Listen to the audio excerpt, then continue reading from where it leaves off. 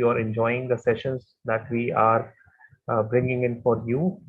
This is, I think we are almost 50% through the week. This is the fourth day, and the fourth day is dedicated to two major disciplines in the social science, arts, and humanities space, which is the management education and the education around international affairs, global affairs, political science. So today you will hear from faculty members from our Jindal Global Business School. For the first half, we have with us Professor Anshu, who is a distinguished faculty at the Jindal Global Business School. Post that, at 12:30, we will have another faculty member along with Director of Admissions, Mr. Vikram Tomar, and Professor Kulpreet Kaur, who will be addressing you with regards to the management and education that they provide. And at 1:30, which is the big one, we have Professor Dr. Mohan Kumar, who was an IFS officer, was India's ambassador to France, will be speaking exclusively to all of you. So don't miss that. Be here throughout the day. Today is a very, very interesting day, my dear students, and make the most of it. Take the knowledge that these distinguished people are giving you and ask as many questions as you want to. As usual, you can raise your hand and the faculty can unmute you and you can ask your question, or use the chat section, Q&A section to ask your questions, and we'll be happy to answer those questions. So that's why tips that I had for you during the day. Also remember that we are monitoring your attendance throughout the 6 days, and only those students who attend the 6 days all sessions will be eligible for the certificates. There is no manual attendance, but definitely we are looking for your Zoom attendance. So we are tracking how much session time have you attended, not attended. So please make a note and tell your friends that they have to be here for the whole 6 days. I won't be able to help you if you are not there for 6 days. We won't be able to issue your certificates. So that was one announcement that I wanted to make, because a lot of students are reaching out to me on WhatsApp and asking about certificates. Certificates will be only given after the completion of 6 days, and then after the tally of your attendance for the 6 days through Zoom. So that was an important announcement. With this, I would hand it over to Professor Anshu for her workshop. The title of the workshop is Demystify and Design a Meaningful Career. Over to you, Professor Anshu. Thank you very much, Ankur. And again, I get the importance that you've stressed on the certificate. I'll come back to that as well a little while later. So once again, everyone, very, very good morning. I hope this is a wonderful day for you. Right in the morning, you're charged up. Or if you are, you're not the early morning person, just grab a cup of tea or coffee or water, whatever wakes you up. Okay, so first things first, I think Bhumi, you raise your hand. Yes, go ahead, please. Okay, so first thing first, we've tried to call it a workshop, and again, very technical term, but this session is largely interactive in nature, right? Because I think once you get to know what we are trying to discuss, it's more of a self-discovery, it's more of a self-reflection, sharing with your peers. I think more than me, I'm just one little person in this game. We have almost 300 participants, more than that, I think 370 participants as of now. So you can get feedback, responses from so many friends around India, those who have joined today. So make the most out of it, and don't think of this as another knowledge sharing session. So I'm not going to share any thoughts of wisdom with you today or any technical knowledge. What we're going to start today is what we usually do. If you see my background, I'm an associate professor in organizational behavior and human resource management. So a little bit of behavioral sciences. And of course, I'm not going to talk about management today because it's clearly a session for understanding yourself and your career, designing your career. So let's stick to that. Please use the chat box if you want, and I would be really happy if you could turn on the videos. Okay, so let's start, let's begin. Okay, First of all, let's see how many of you have pets at home, and are they sitting right with you? Just turn on your videos if you want.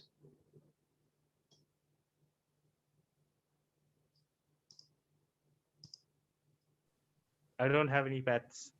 Okay, so let's start with people who have pets at home.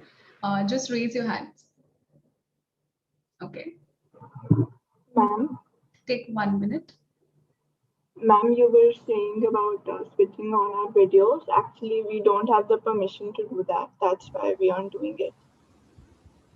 Okay, Ankur, they don't have the rights to switch on their videos?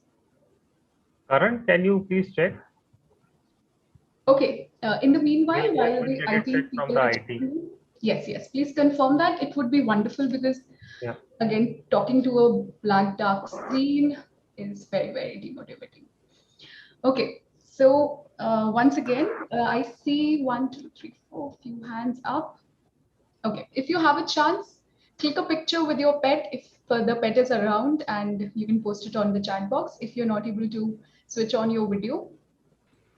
Does my sister work? Mom, I don't have any pets. Okay, it's fine. People who don't have, I also don't. Mom, I have no excuse pets. me. Excuse me, mom. Yes. Mom, the chats are disabled. Can you please enable them? Hello. Ma'am, I have a pet dog, ma'am. I have 8 dogs at home, 7 dogs. Wow. How is Yes, it? Excuse me, ma'am. How is the life with a pet going on during the pandemic? Ma'am, it's kind of tough now because sometimes you're not allowed to go out. And then, ma'am, it gets really exhausting. Wait, ma'am, I think I joined for the wrong name. I just rejoined. It relieves a lot of stress. Okay. Karan, I too had a pet, but it died. खोलो खोलो भाई, faculty बोल रही है तो खोलो. Faculty ने बोला है ना, फैकल्टी ने बोल दिया. Excuse me, ma'am. Yes, go ahead. Just unmute yourself. No need Ma'am, 3 to 4 weeks ago, I have a bitch at home. Her name is Buddy. 3-4 weeks later, she gave some puppies, 6 puppies. Okay, congratulations. You've added a few more members to your family. I think like life with a pet is like mostly free therapy for some people because it's just that pets just make you happy. Like for me, like my dog makes me very, very happy. So yeah. Hi, Professor Anshu. Sorry, I have to intervene here. Yes, so please. one thing is we have opened the chat. We had blocked the chat since last 2 days because students were misusing it. So that is what the IT tells me. But as of now, for your session, we have started the chat. Also, if you want students to switch on their cameras, they tell me that we will have to promote them as a panelist because they are in a webinar mode. They cannot start their camera in a webinar mode, but you can, if you want, we can promote them to as panelists. You want some of them to start their cameras, we can do that for you. So let the IT know whichever person you want to enable cameras for. Okay, so I don't think I can do that individually, maybe one-on-one. So if it's not possible, the videos, let's make use of the chat box. Okay. And thank you. It's fine. Thank you. I think handpicking people from 450 participants would be very difficult. Yeah, but there are some people that are saying, open my camera, please open my camera. You want to enable them? Somebody wants to do that. I can do that. I think people who are comfortable switching your cameras can just raise your hands. Others can just put their hands down. I'm going to do that. Those who are saying in the chat box, please on my camera, I'll do that for you. Okay? Absolutely, yes. Thank you. Go ahead. Bye. Thank you. So you'll remember, especially, the video is very important, at least in a workshop mode where participants can see each other. So there are 3 things usually that happen, when we say self-discovery. One is you are using, you're making use of your own mental models, right? Reflecting back on your life, what you like, what you don't like. Then looking at others, social identity. So I think peers are very important. Okay, so let's start in the meanwhile, while the IT is working on stuff, I want you to grab a paper, a small piece of paper and a pen or a crayon, whatever, and draw yourself doing something that you like the most. It has to be a drawing, maybe a little sketch, not something very fancy. Draw something that you enjoy doing. You love the most, anything, you can call it anything, okay? Ma'am, Yes. Actually, I wanted to say something that that of last topic we are discussing about, that you told about pets, right? So what did you meant by pets? Like only cats, dogs, or it's like no people like to keep. I have Your three cow, your buffalo, anything can be your pet, any cats. animal I that got you, three that's cows at really my loving. home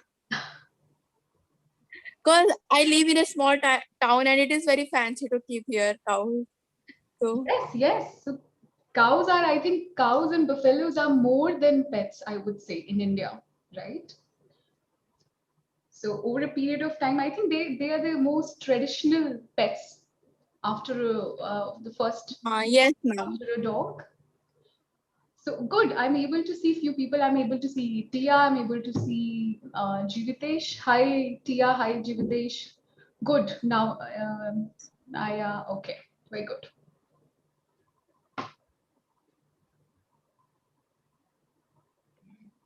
Great. Okay. So the first task of the day. Let's start with the activity of the day. The first task I've given you is to draw something that you enjoy doing. Okay. Take maybe 1 minute. It's 10:11 by my watch. So you can just take 1 minute and just draw it on a piece of paper, something that you can show to others, everyone. Okay. And like while you're doing it, let me tell you one thing, that even if it's recorded, it's used for educational purposes. So it's completely a safe space. Don't think about vulnerability at all, right? And feel free to share whatever you like.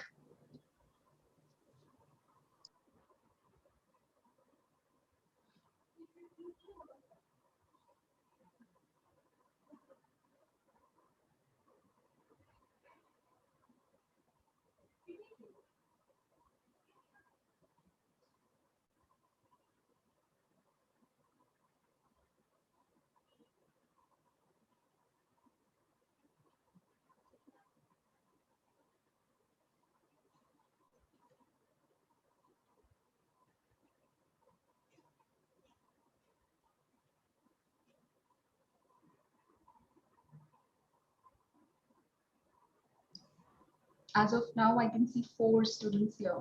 Pranay, Naya, Tia. Okay.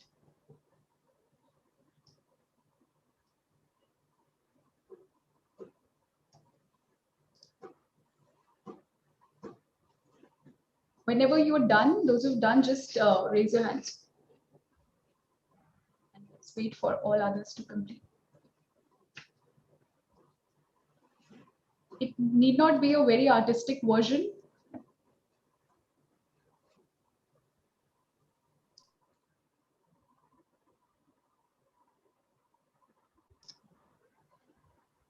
Jyotish.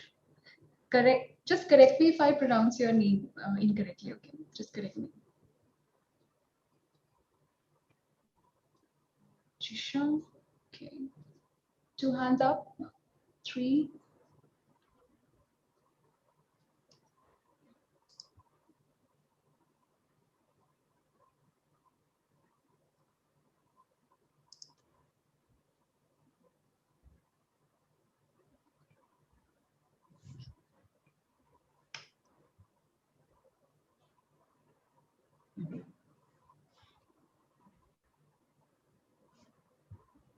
Okay, I'm repeating myself for everyone. Grab a piece of paper, any size will do, a pen or a pencil or a crayon, and draw something that you enjoy doing.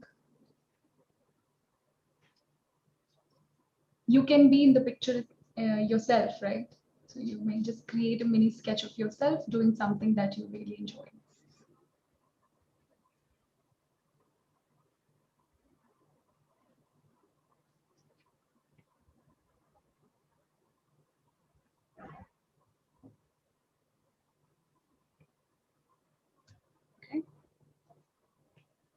Another minute.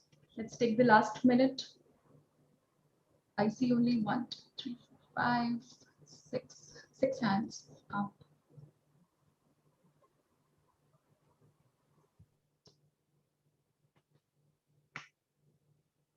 Hi, Hamish.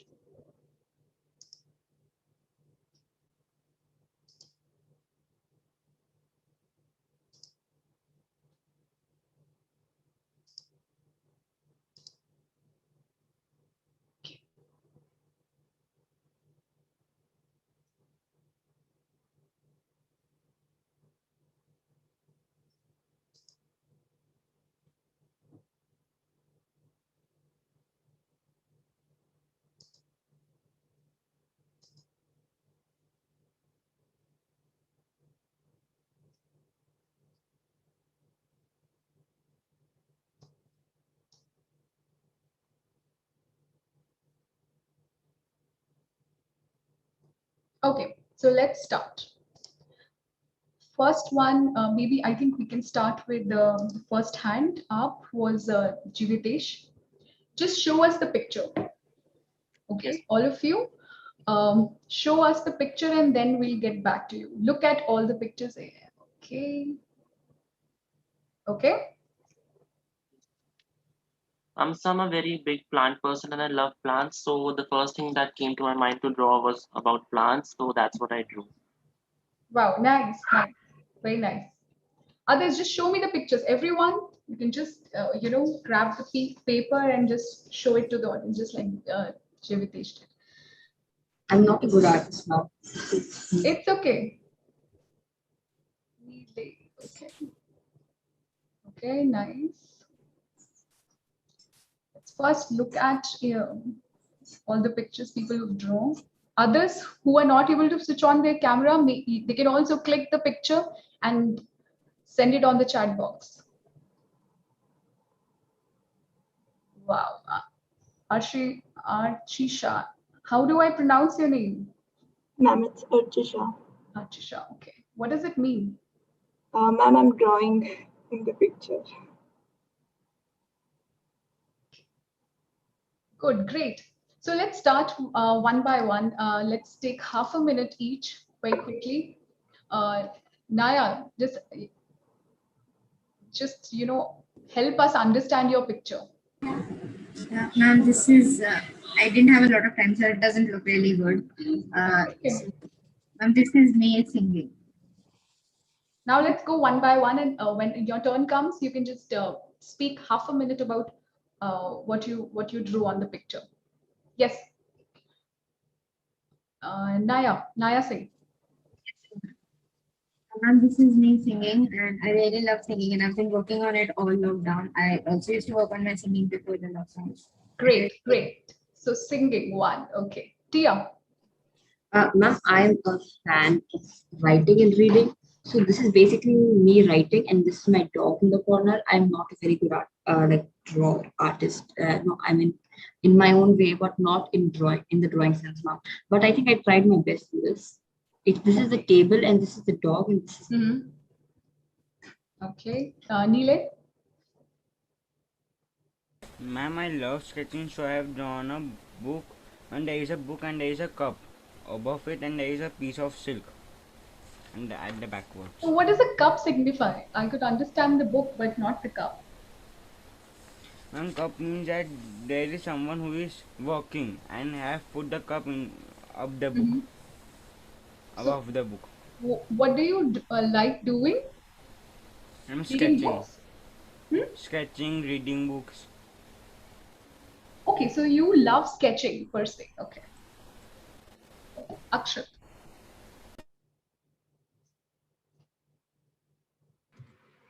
Yes, ma'am. So in my drawing, this is me right here. This is my laptop with YouTube on it. I'm on my bed in my pajamas, and this is a book I am reading, and this is my Rubik's cube right here. Okay, so there are a couple of things you've mentioned. So yeah.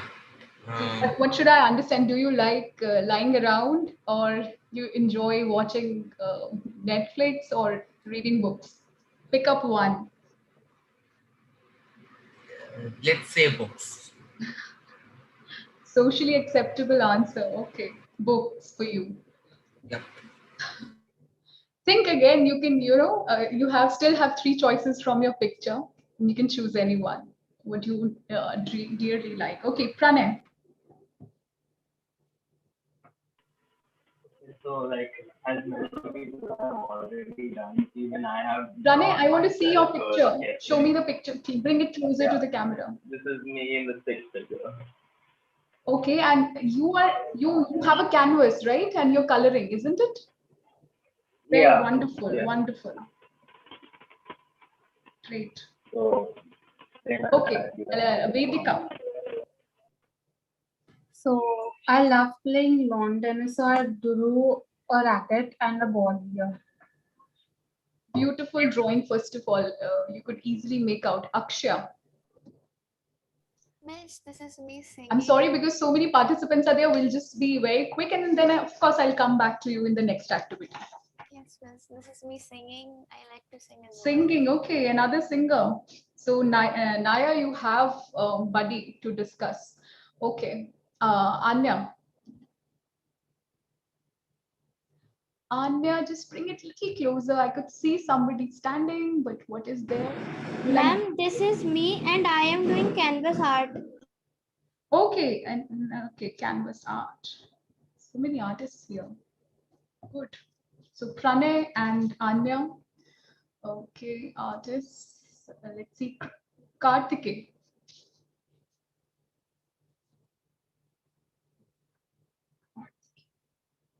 Ma'am, here is my drawing. In the first one, I could see red color, some things. Bring it closer to the camera. ma'am, in the first one, I am swimming. Okay. And in the second one, I am playing football. Okay. And in the third one, I am watching my television. Watching? Television. Okay, okay. So if you have to pick among the two, I think I'll go with the first two. Right? You enjoy. Okay, who's left? Maybe Himesh, you want to go ahead? Mom, I've drawn myself playing the drums. Mom, I am bored or stressed, I just go and play the drums. It calms me. Okay. May I, Harshit? Yes, Harshit, go ahead.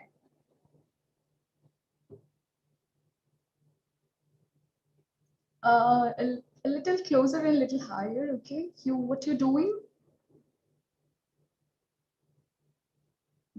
Okay, you're reading a book and you're drinking maybe some hot beverage. What do you enjoy reading? So in reading, are there specifics, Harshit? You can unmute yourself and speak. I'm not able to hear you if you're doing that.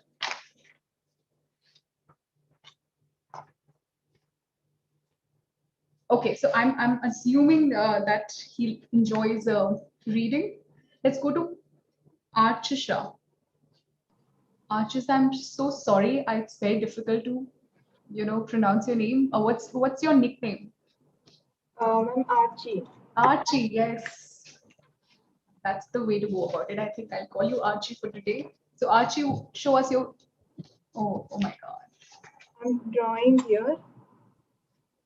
So should I say you enjoy drawing itself, sketching? Yes, ma'am. And I also play soccer, but I couldn't draw that in the time. Okay. Good. Anyone else? If I have missed out, yes, ma'am. if you've done, just take the lead. Unmute yourself and go ahead. Antara. I'm Ikansh and I like playing football. Ikansh, come closer. You have grown older. Yes. You're playing football, right? Yeah. Yeah, great. Football fans, I think. We do not have a single cricket fan till now. Where are you, people? Maya. Okay. Yes, Antara.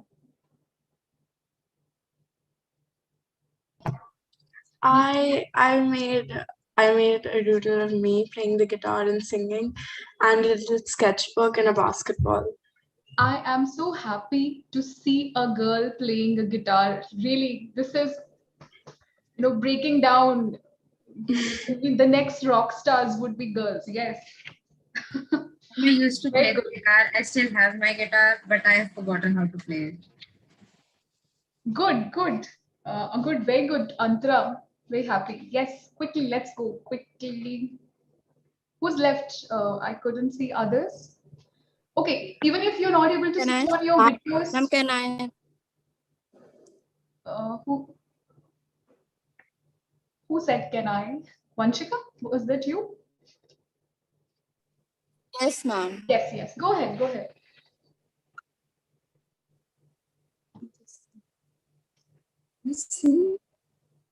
Did you draw it in this 1 minute, Vanshika? Yes, ma'am. Really? Okay. Yeah. Okay. And like me, that, ma'am, so talented.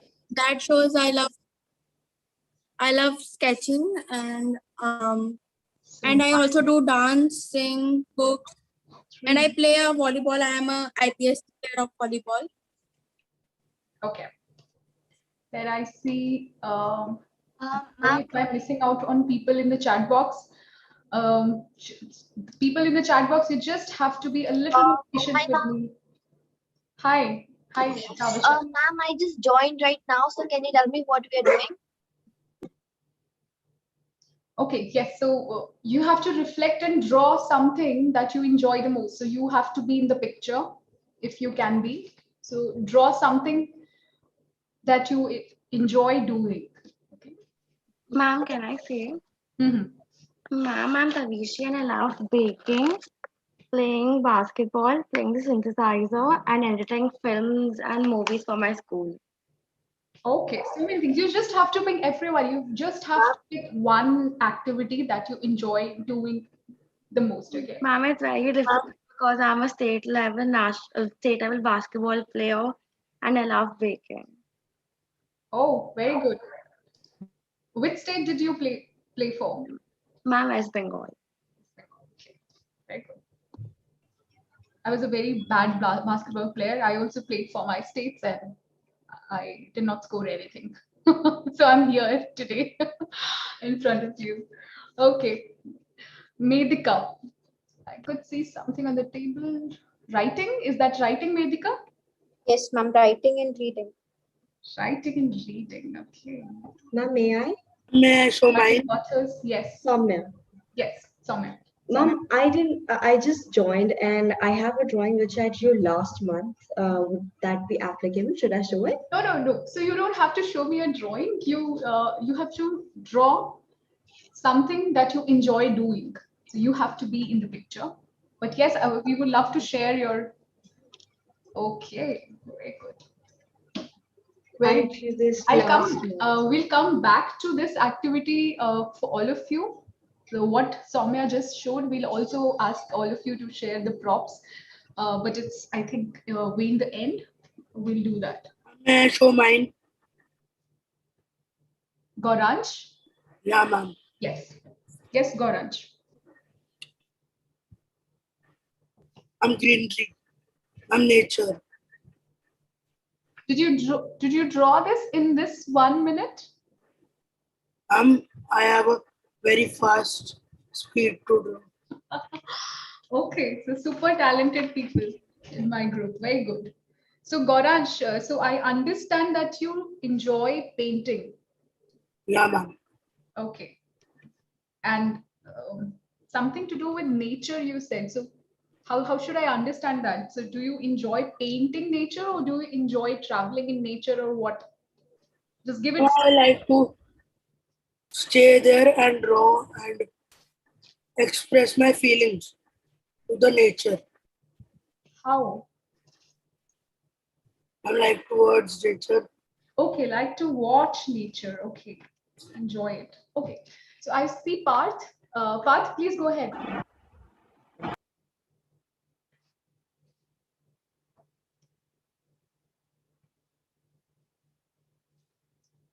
It's a very, very mini painting. Are you playing on your phone? No, ma'am, I'm sitting on my computer. I'm editing videos. I'm doing programming and making apps. Okay, okay. So I'm a little wrong. So you're not playing on your phone, but you're creating apps for that. Okay. Great. Okay, I think let's move on quickly to others. Yes, Stuti. Yes, ma'am. Ma'am, I love to play soccer and I'm a goalkeeper. So I've drawn this goalpost and me doing time. Okay. Ma'am, Hmm. can I be the last one, like to show? I've been waiting for a long time. So can you see this? Amrita. So there are Yeah. 3 pictures I could see. Yeah. You're with your dog. And that one, like talking to my friend, like I usually love to talk about politics to my friends. And this is this represents like blog. I have a website, so I usually write articles and post there. And here is like where I'm holding a sapling. Like I usually love planting, and this is my dog. I love to take him on walks, and I usually spend the day with him. Okay. Yeah. So you'd love spending time with your dog. Yeah. Dog lover. Okay. Good. Ma'am, may I? Yes, Amna. Ma'am, I like to read books. Reading books. Okay. Okay, so I think we have more or less covered here. Others, people, I'll just go back to the chat box. So if you're not able to switch on your videos,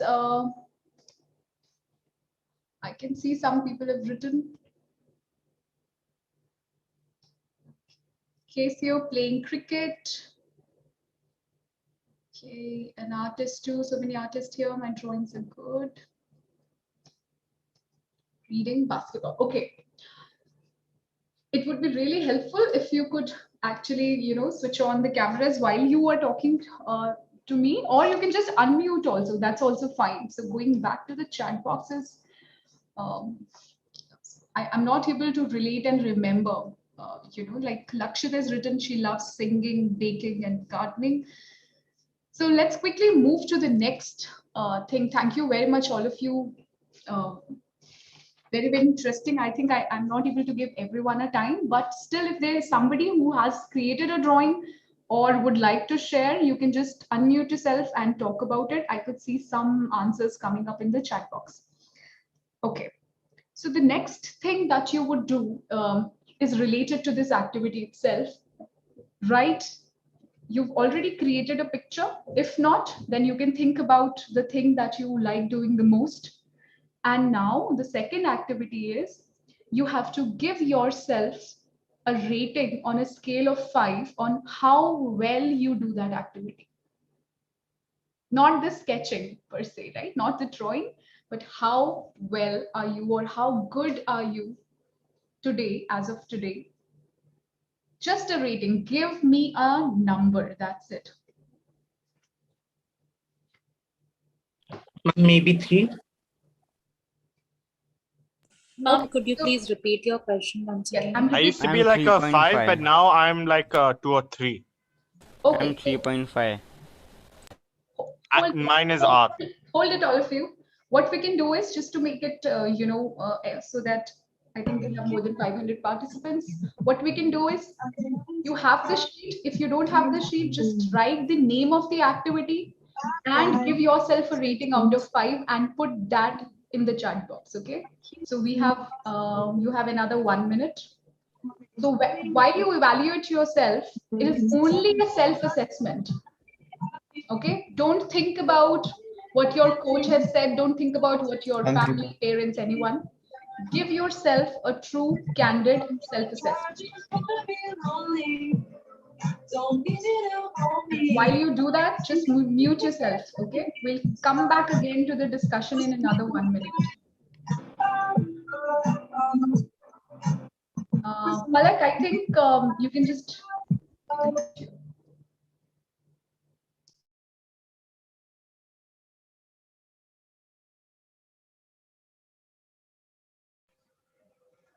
Dixie D'Amelio.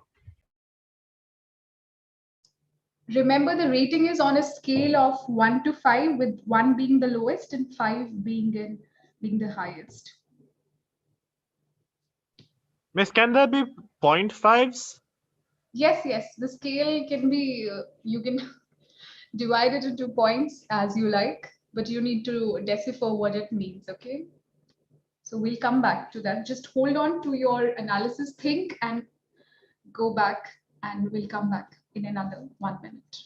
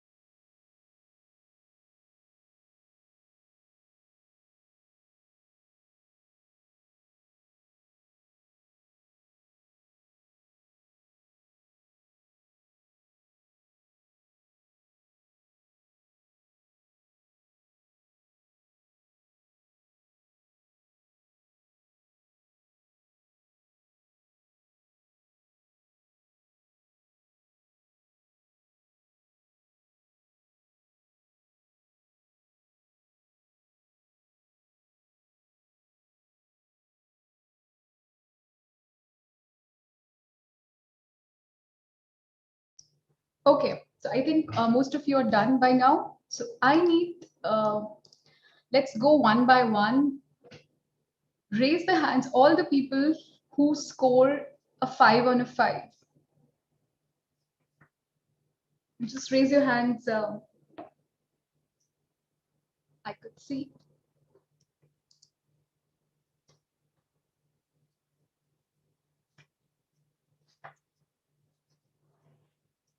Okay. And it should be the same activity that you have just mentioned, or the activities again. If you change the activity, just write the name of the activity. Excuse me, miss. Yes, please. Atri Manjumba, right? Yes, miss. Are we going like 5 point? Are we going like in decreasing order, like 5.5? I'm like, hold on, 5, 4.5, 4, 3.5, in that way? Yes. Okay. Okay, so let's take people from a range of, maybe let's have a perfect 5, and then we'll go to the others. Perfect 5. So I'll give you the task, don't worry, and then we'll go to the others. 1, 2, 3. 3. That's it. Am I missing few hands? Okay, Akshya, Tia, I see no others. People, please raise your hands. Those who have given themselves a perfect 5. Nothing wrong about that. So I see Kartike, swimming is a 5 on 5. I see Vanshika, games, 5 on 5. Excuse me, ma'am. Yes, ma'am. Ma'am, how can we give ourselves a 5 on 5 when we don't know that we are totally specialized? How do we say that? Since we are in 12th, like I'm in 12th, how can I say that I am at 5 as comparing myself to others where others are too better than me? How do I give myself the 5 score? Right. Okay. So first of all, let's start with it's not a social assessment, so you're not comparing. It's not a comparison. It's a self-assessment. Okay. So when it comes to self-assessment, you can there are two things to think about. One is your competence, right? So at present, so you just think about did you invest time, effort, and your competence in developing that skill, whatever thing you like. And the other thing is, if you've competed with others, you would have certain, again, I'm not asking about your outcome, but you would know yourself, like experience, right? just like a real-time self-assessment would have happened at that time, that look, I'm not prepared as of now. Okay, so of course, look, all assessments are dynamic. So even if you take an IELTS test today and you score a 6.5 or a 7.5, it's a score which is valid. Validity and reliability you would have read in your statistics, right? So valid for a certain period of time, and then it would change. So whatever assessment you are doing for yourself today is only applicable for a few, I would say, for a few time period. But that's okay. So if you think that till now, anything that you've competed in, anything that you've tried to learn, you were able to make the most out of it, that would be a 5. That's it. Okay. With that, I believe I can give myself a 5. Yes, yes. So that's what. So I think most of us. Miss, Yes, Atri. Yes, go ahead. I would like to reply to Somya, if that's how you pronounce it. Yes, yes. Yes, Soumya. Yes, Yeah. go ahead. Anyone So I else think- want to pitch in? Please go ahead. So how I perceive giving 5.5 is basically having the confidence in doing the skills. Like for example, it's not just gonna happen overnight. Like for example, if you want to pursue something like art, you have to practice it. Like practice the basics first, like drawing circles, drawing shapes, drawing lines, and then you go on to more complicated stuff like drawing people, drawing landscapes, and so on and so forth. I think the best way to start is to start simple and then get more complicated. And if you are confident in your own skills, then you can rate yourself 5.5. Okay, so with that, I guess if I can, since I've been drawing since I was a like 5-year-old, so if I can say that I can do complex tasks in art only, that means that I am really good at it. If I can make it complex and others can understand what I'm doing, but okay, so I'll just complex add a would be bit that. on what Atri said here, just Then to I make could it, give myself. Yeah. just to sum it up. It's not always about competence, right? So I understand all of you are thinking about how good am I in terms of competence, right? So am I make it easy or difficult? The second component that goes into is your level of excitement. Do you feel anxiety while you're doing it, or do you actually enjoy, even if you're taking it to the next level, when you're trying to take it to the next level? I think most of you people with arts or somebody who's a football player, right, would understand when I say that you may not have the competence right now, but you're trying to hit the ball in a different way. But while you're doing that, you're not anxious, you're not afraid, you're fearless, and you are doing it, you're taking it to the next level by just trying it out of your own curiosity or passion. When you've achieved that level, I think you can give yourself a 5, which is what I think Atri said was confidence to try and experiment to take it to the next level, right? Excuse me, miss. Yes, go ahead. One, my name is pronounced O3, and 2, and second of all, even if you believe that you're 5.5, that doesn't mean you have to like stop there. As you know, we all have to keep on learning, because without learning, there's no fun in doing the things that you love. Like for example, singing, practicing it day after day after day, practicing the same thing day after day after day can be very, very boring. However, if you try new things and practice them a few times and move on to the next new things, it can make your learning experience much more fun for you. Okay, very good. Mom, can I add something to that? Because I feel when you're giving yourself a 5 out of 5, you're saying that I've reached the level of excellence that I want, and I don't feel like I have more room to improve. That's what I think a 5 out of 5 is. So when you say that you're on a 5 out of 5, you're saying that this is as good as it gets, sort of, and that I've reached the level that I want to in this particular field. So that Yes. That's actually what my question was. I couldn't frame it, Yeah. but that's what. Okay, so You do make again, it I fun. don't want to. I'll share a concept with you, and again, at your suitable time, whenever you get time after this, just read about a very famous concept called flow. It's a very popular book as well, right? Flow. Flow means when you're doing an activity, you're completely immersed in that, and then you yourself don't know when you've exceeded your own competence level because you're in a state of enjoyment, right? And it has examples all over from basketball, football, how Michael Jordan, scored. There's so many artists who could paint for 3 or 4 days without eating, without drinking, without sleeping, right? Which is humanly very difficult to do if you're only looking at competence. So when we say that I myself is a 5 on 5 is an activity, I'm not giving myself an outcome oriented, feedback. The point I'm trying to give uh, and make here is that you may not be the top, the person in that field as of now. Even in your class, you may not be, but you are that person who can do that activity for such a long time without feeling the pressure of, of anxiety, of boredom, of performance. Okay, then you are a 5, I think, as per my understanding. Okay, so go beyond competence when you're judging yourself.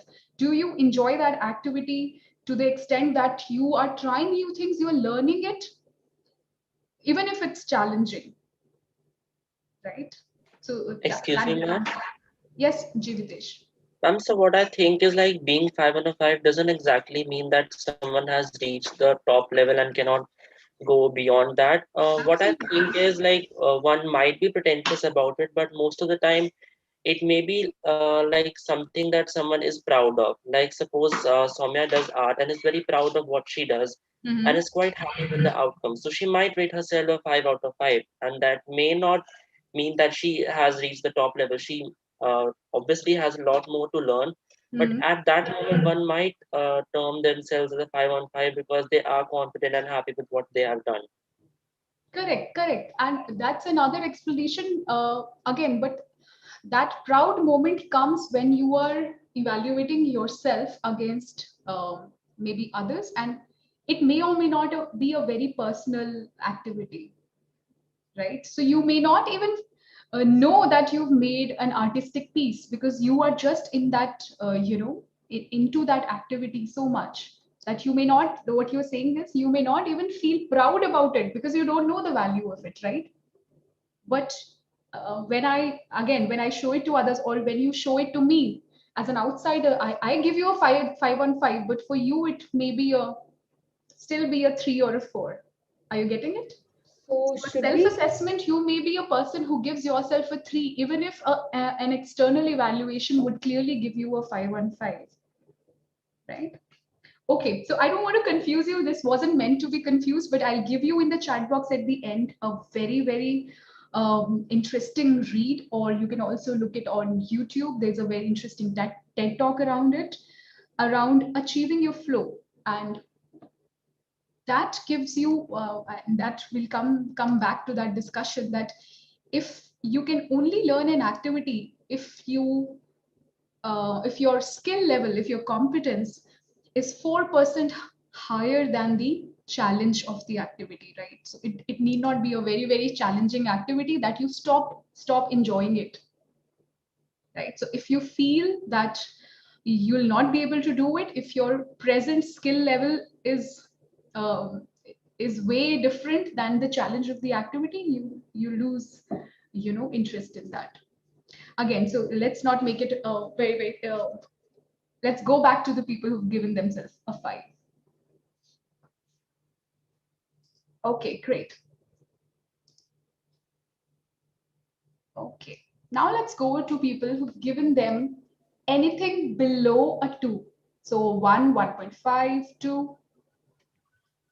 Yes. Just one more thing. Yeah. If you really, really, really love what you do, you Mhm. should have a 5 on 5 confidence and a 5 on 5 passion towards what you're doing. Right. Okay. And also, if you think that you are not good enough for what you're doing, don't think that way. Think of, instead of thinking, oh, I'm not good enough and not going to do anything. No, you can't think like that. You can think, you have to think like this. I may not be in the position right now, but someday I will get there through hard work and determination. Okay. Okay, a very positive person in the group. Very good. Okay, let's go back. People who have given themselves in the activity that they enjoy doing a 1 or a 2.5. How good are they? Okay, so let's start with a 0. So I've got somebody. Manya, can you unmute yourself?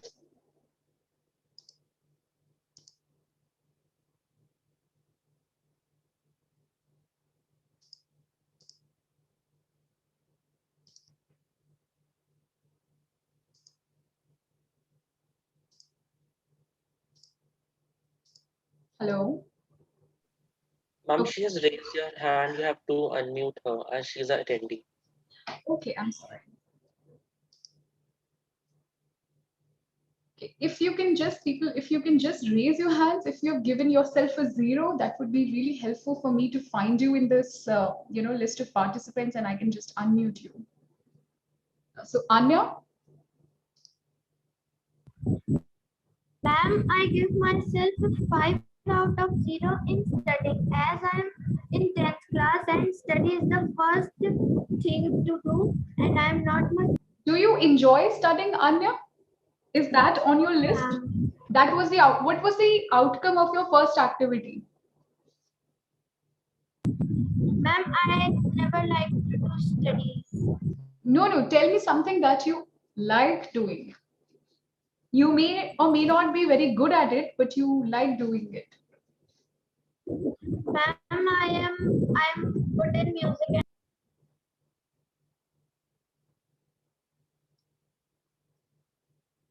Okay.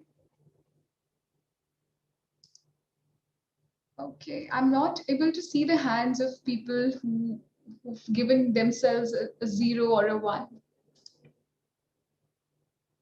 All zeros and all ones. Anyone, those who've given themselves a 0 and a 1 on how good are you on the activity that you've picked up, that you like doing, but you think that you're not very good, that you like singing, but you think that it's a long way, I'm not that good. Ma'am, can I do? Yes. Ma'am, I am also good in music, but sometimes when I see some TV shows that people are going to big positions and they are singing, so I sometimes feel that no, I should not do music, I should do this. Okay, Dhruv and Manya, I'm not able to see you on the screen. I want to unmute you. Just give me a second.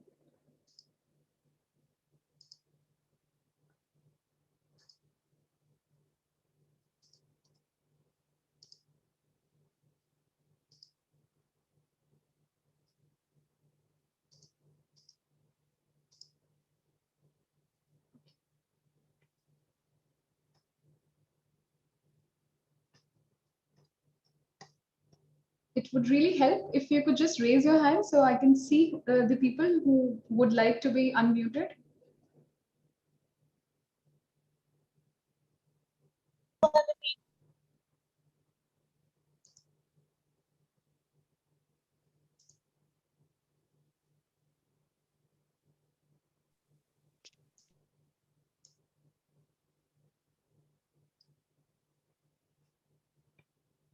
Palak, I think I've given you the right to speak. Yes, ma'am. Can you hear me? Yes. Yeah. So I feel that like I love cooking. Actually, when I had helped my mom in cooking, I love it. Like I feel interested in it, but I'm not so good at it because I don't know if how to make rice, so I give myself 1 out of 5 rating in cooking, but I am sure that I'll improve at it with time. Okay. What's clearly lacking, Dhruv? Why did you give yourself a 1? Because I'm not so good at cooking, but I'll be good at it with time, like practicing with time. Okay. Okay. So like I only know the basic stuff. That's why I've given myself a 1 out of 5 rating in cooking. Okay. 1 out of 5 because you think you need to improve. Okay. Then I think I was waiting for Manya. Yes, ma'am. Good morning, ma'am. Hi. Ma'am, actually, I gave myself 0 out of 5 in singing but I love doing it. I do it all the time and trouble my parents and my family. Okay. And why a 0 for you? Ma'am, because I sing so bad. Okay. Who do you compare yourself with? When do you think you'll give yourself a 5 on a 5? Ma'am, my sister, she sings so well. And You I don't don't. know if you don't try. Okay. Who else? I Yes, Anuj, you want to say something? yes, ma'am. I give 4 out of 5 in cricket. Okay, a 4 out of 5 is a fairly good assessment of yourself. Which activity is it? I'm cricket. Okay, cricket. Okay, others? Any 1s and 2s? Those who are left? Ma'am, I'd like to say that in dancing, I'm definitely a 2/5. Which dance form do you follow? Any particular Actually, dance? any dance form, ma'am, because I went for Bharatanatyam classes when I was younger, but I was like stiff to do anything properly, ma'am. And it was like really painful because you have to bend your knees and stand like me. And after that, like about 1 month after that, I just told her that, "Mama, please no." Usually she insists, but it was like really torturous for me, ma'am. That and I think in my writing, I really love writing, ma'am, but I could give myself only 3.5 out of 5 because I don't think that many people like reading what I write. Excuse me, miss. Yes, please.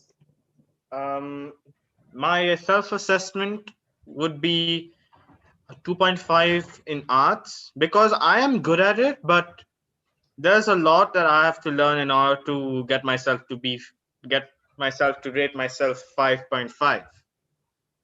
Okay, it's a scale of 5. 1 to 5. 2.5 is my self-rating, self-assessment. Okay, very good. Very good. Anyone a 3? An absolute 3? Somebody has given yourself an absolute 3? Hi. I did as well. Hi, Guranj. Yes, please go ahead. I have even given myself 3 of 5 rating. Mama, I gave myself 3 because Mama, I have to improve more, and then Mom, to get that 5, I have to work more and more hard. Okay. I give myself 3. Work harder. Okay. Reading. I give myself 3. Should I show you something? I really like reading. I get confused in vocabulary and sometimes missing words. Okay. Except I'm a fast reader and can read very difficult books also, but I'm very bad at vocabulary. That's why I give myself 3.5. So you've given yourself how much? 3.5. Okay. Okay. Even I I give myself 3 for writing. Okay. Somebody who's raised. I have given myself Can 3 I of 5 show you? rating Ma'am, I in have football also given because myself 3.5. Okay, one by one. Let's go to Dhruv and then maybe to somebody who's raised their hand, Harshit and Medha. Yes, ma'am. Ma'am, I have given myself 3 ratings for reading. I like reading a lot, but my vocabulary is not so good. So several times it happens that I don't understand few of the words given in the book. I have to go for the dictionary, but I keep on improving the words. I keep on learning the words. so that I am able to read nice books. Okay, very good. Medha. Yeah, okay. So I really like playing basketball, but ever since like the whole lockdown and not going down, I think I've like lost my touch because I haven't practiced in a really long time, like probably a whole year now. So I think so that's why I gave myself a 3 because I feel I'm out of practice. But I do, and obviously I do think there's room for improvement. So I didn't give myself that great of a score, and I tried to go close to the middle. Okay, very good. Ma'am, I want to show you something. Let's take, because we have reached 11, let's take 2 or 3 more. Ma'am, it's You a want to share? Yes. I like to. Yes, so I give myself a 3 or 5 rating for football because like I'm one of the like great players in my team. So I like to give myself 3 or 5. But when I see football matches, like professional football matches, I feel that I've reached like I'm nowhere right now. So I feel I have to improve so much. But when I compare it to my team, I feel that I'm great. Okay, good. Good for you. Shaurya. Yeah, hi. Hi. So I give myself 4.5 out of 5 for basketball. I So think due that's to a lockdown, 4.5 is the toughest score to give, I would say, by my experience. Why did you deduct half a score for yourself? it's see, I'm not like perfect, but I do have some limitations. For example, my stamina. So I mean, except that, I mean, my skills and my shooting and everything is pretty good. So that's why I gave myself a 4 out of 5. You gave yourself a 4.5, isn't it? Yeah. Very good. Okay, sure. Nehal. Excuse me, Yes, I'm sorry. Arshia, go ahead. I don't think so. Anyone can get 5.5 because nobody is ever perfect. They always have something to improve on. They may not be perfect in others' eyes. I may be a very perfect person in the same. I enjoy it, right? It's a self-assessment. It's purely a self-assessment. Okay? What you're saying is absolutely true, that even if that's a philosophical stand, right? A philosophical stand is even life cannot be perfect all the time, but we all have our subjective perfect lives, right? Perfect family, perfect partner, perfect best friend. So that's called a self-assessment. Of course, your best friend may not be the perfect person in the world, right? But she's perfect for you or he's perfect for you. Yes. So that little assessment, now again, assessments can be 360, right? It's like a circle. So I've only asked you to do self-assessment. So how good do you feel and how well do you feel while doing the activity, and how good do you see on the competence level, like how good you are at that activity? That's what the I think the task was about. Okay, and even if you are a 1 or a 5, doesn't matter. That's what, why it doesn't matter at this time, because it's open to change. It's a dynamic score, right?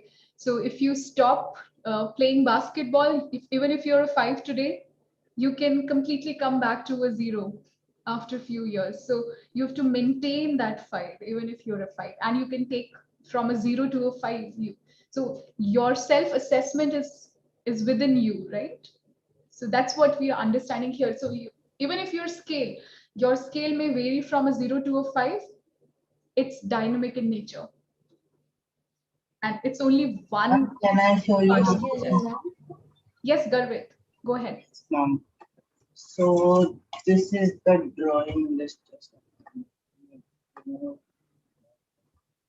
Yes. Are Now you trying can to you show see? me something? Yes. It's Okay, I can see. I can barely see, beyond these folded papers. It's too much light on it. Just bring it a little more closer to the screen. And now take it away and explain us, because I'm not able to see it. ma'am, it's like togetherness. We see carefully. Be a little louder. Ma'am, in this picture, it shows togetherness. Togetherness. Yes. And togetherness is something that you enjoy. Yes.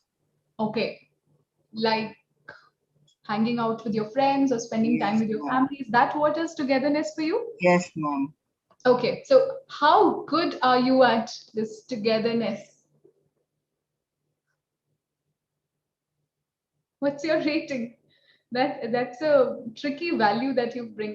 It's not something you do, but you enjoy. 3 out of 5. Okay. Playing safe, 3. Why 3? Okay, why not a 2?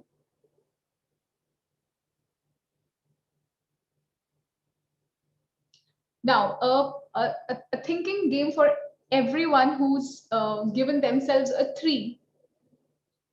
Okay, you are on the safe zone. You neither want to be on the on the perfection side, and you don't want to be a loser as well. So I'm giving you a chance. You can no longer be a 3. Either choose to be a 2.5 or a 2, or choose to be a 3.5 or a 4. You cannot take a middle way. So Ma'am, it would be 3. yes. So no longer. How many 3s in the game?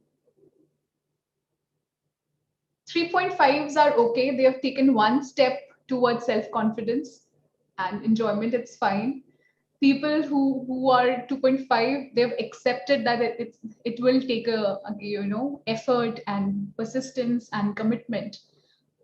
I see Nehal. Okay. Apart from Nehal, who is given yourself a 3? Ma'am, no, ma'am. I have not given myself a 3. Okay, I'm sorry. You just raise your hands. That's why I It was raised from before. Good going. Good going. Sanvi.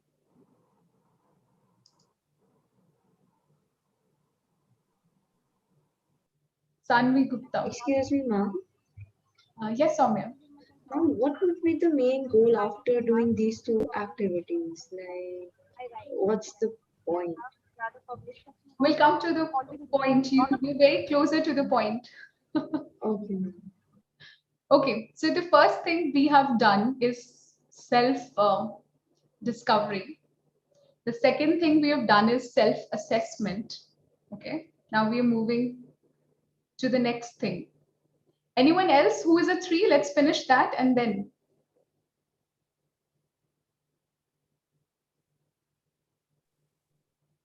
Ma'am, can I try?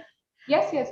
So actually, first, like one of my hobbies were planting saplings. I had given 2 out of 5, but then I changed it to 3 because I've improved during the lockdown before. Because before I used to plant hardly like once in 3 months or like once in a year. But now I've increased like planting, and I've been searching more on Google and YouTube how to plant efficiently. Okay. So I take place. I took part in a competition, so I planted a sapling for that. So I think I would give a 3 on 5 for that because I've just improved by 1 point. But there's still a long way to go for that. Very good, very good. So you've at least moved from a 0 to a 2.5. That's also a big achievement, right? Very good. I think we can go with Vedika, Shreya, and Vinesh, and maybe Anya. And I gave myself 3 for writing. 3 for writing? Yes. Okay, and that's what. So if you have to now change, then I'm assuming that all 3 of you have given yourself a 3, right? People who have raised their hands. So if not, you can just lower your hands down, and others, if you have to change your rating from a 3, because 3 is a very safe number. It's very neutral, right? So take a stand. Give yourself either a 2.5 or something less than a 3 or more than a 3. What would that be? Then I'll go for 3.5. 3.5. Okay. Yes. Okay. So I gave myself 3 because I play lawn tennis, and because of COVID-19, I'm not able to practice. So I think I'm not that good now. Okay. Okay. So you missed out maybe practicing. Okay. Great. One last input. Vinesh, do you want to? Yeah, can you hear me? Yes. Yeah, I rated myself 3 in terms of guitar, because like I feel that I mean there is like when self measuring, there is my aspect of like comparing, and I always compare with the cooler version of myself in my head that I want to be. So I feel that I'm like halfway or more than halfway, but I still need to do more to accomplish that. Okay, you need some more time. And also if you say like in terms of measuring, I would say that I probably want to be at least like probably a grade 7 or a grade 8 in terms of Trinity music. So that's one way to measure it also. Okay, very good, very good. Okay, so let's. I think I saw a couple of people. Jivitesh or Vivas. What? I'm sorry, Yeah, Vivaswat. Vivaswat. Okay. So What does I it would. mean, Vivaswat? What is the meaning of this name? Oh, it's something in Sanskrit. I'm not very sure. I'll have to ask my parents. Okay, that's an input for all of you. I think understand first the meaning of your own name Ma'am, can you before hear me? starting grad school, at least. Yes, I'm sorry, Vivaswat. Go ahead.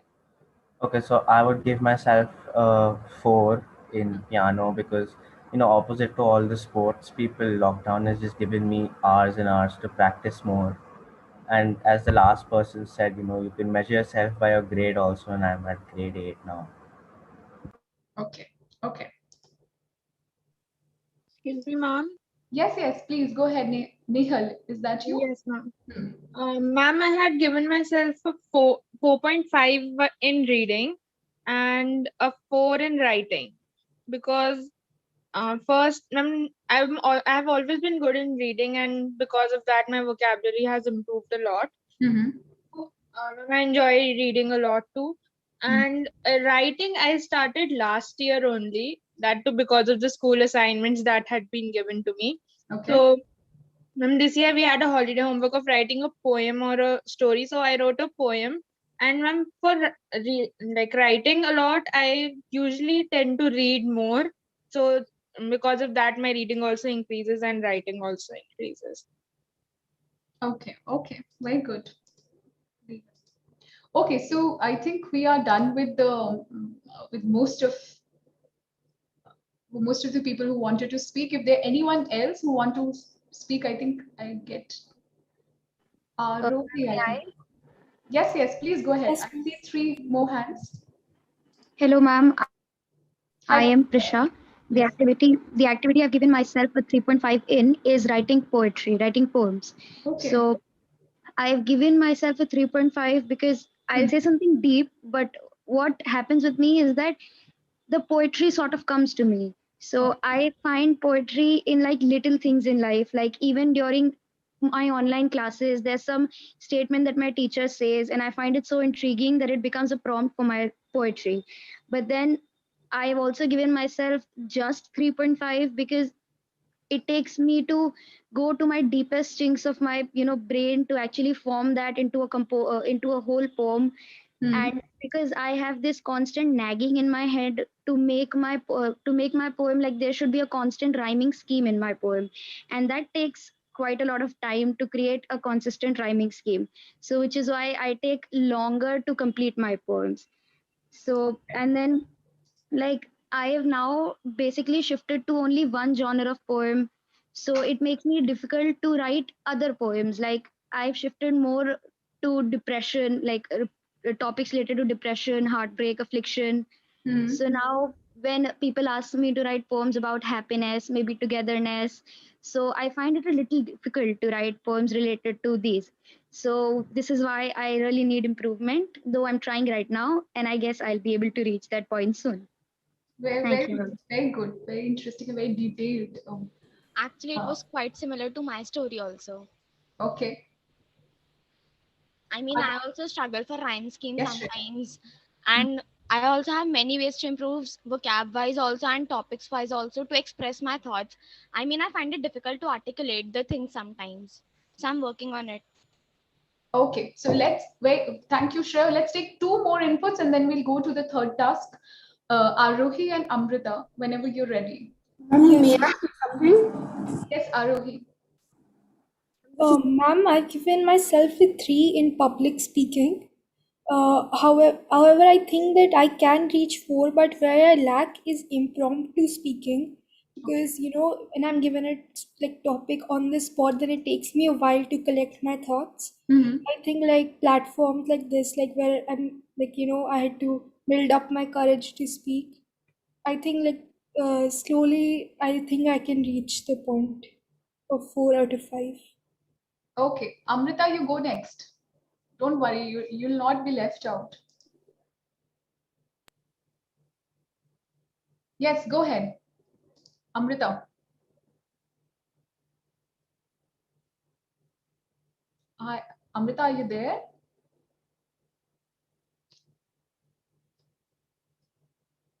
No, maybe she can't unmute.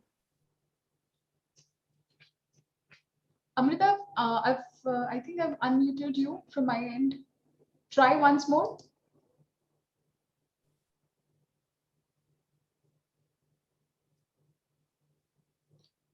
Hello, you need to unmute yourself.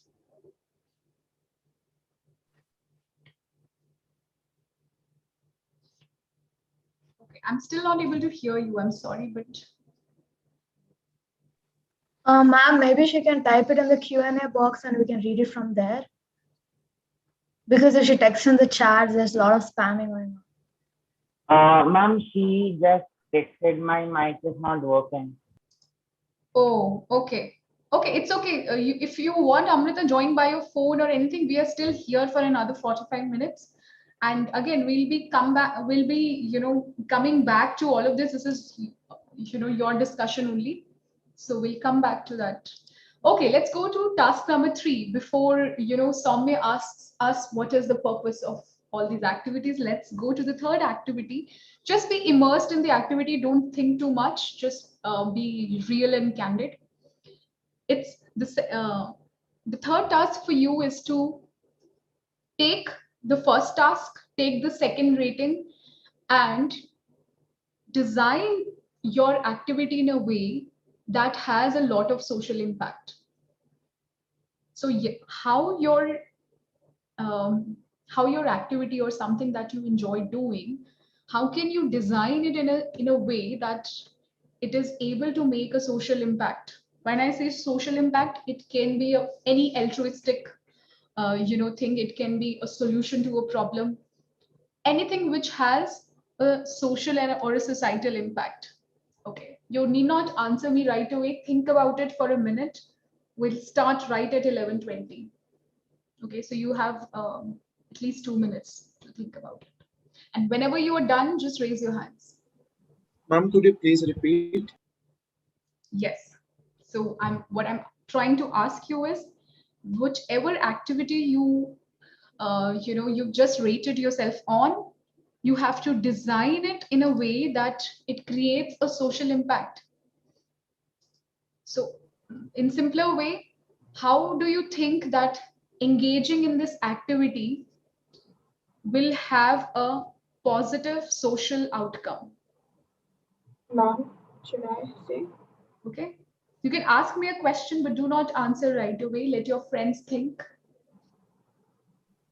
So again, we have skipped one element and I'll come back to that. In assessment, you are purely relying on your self-assessment. So I'm not going to your others assessment. So think that you've self-assessed yourself, which is a kind of a very closer assessment. Then you have figured out what you like to do. Now the third task is you have to figure out how can this activity make a social impact. Ma'am, do we answer right away? No. Why? Because then it takes away the thinking, cap from others. Let others think. You take a deep breath. By the time people who are done, can take it to the next level, they can again, we are completing the circle, again draw, you can draw the impact while you're thinking about it. Okay, we still have 1 minute to go.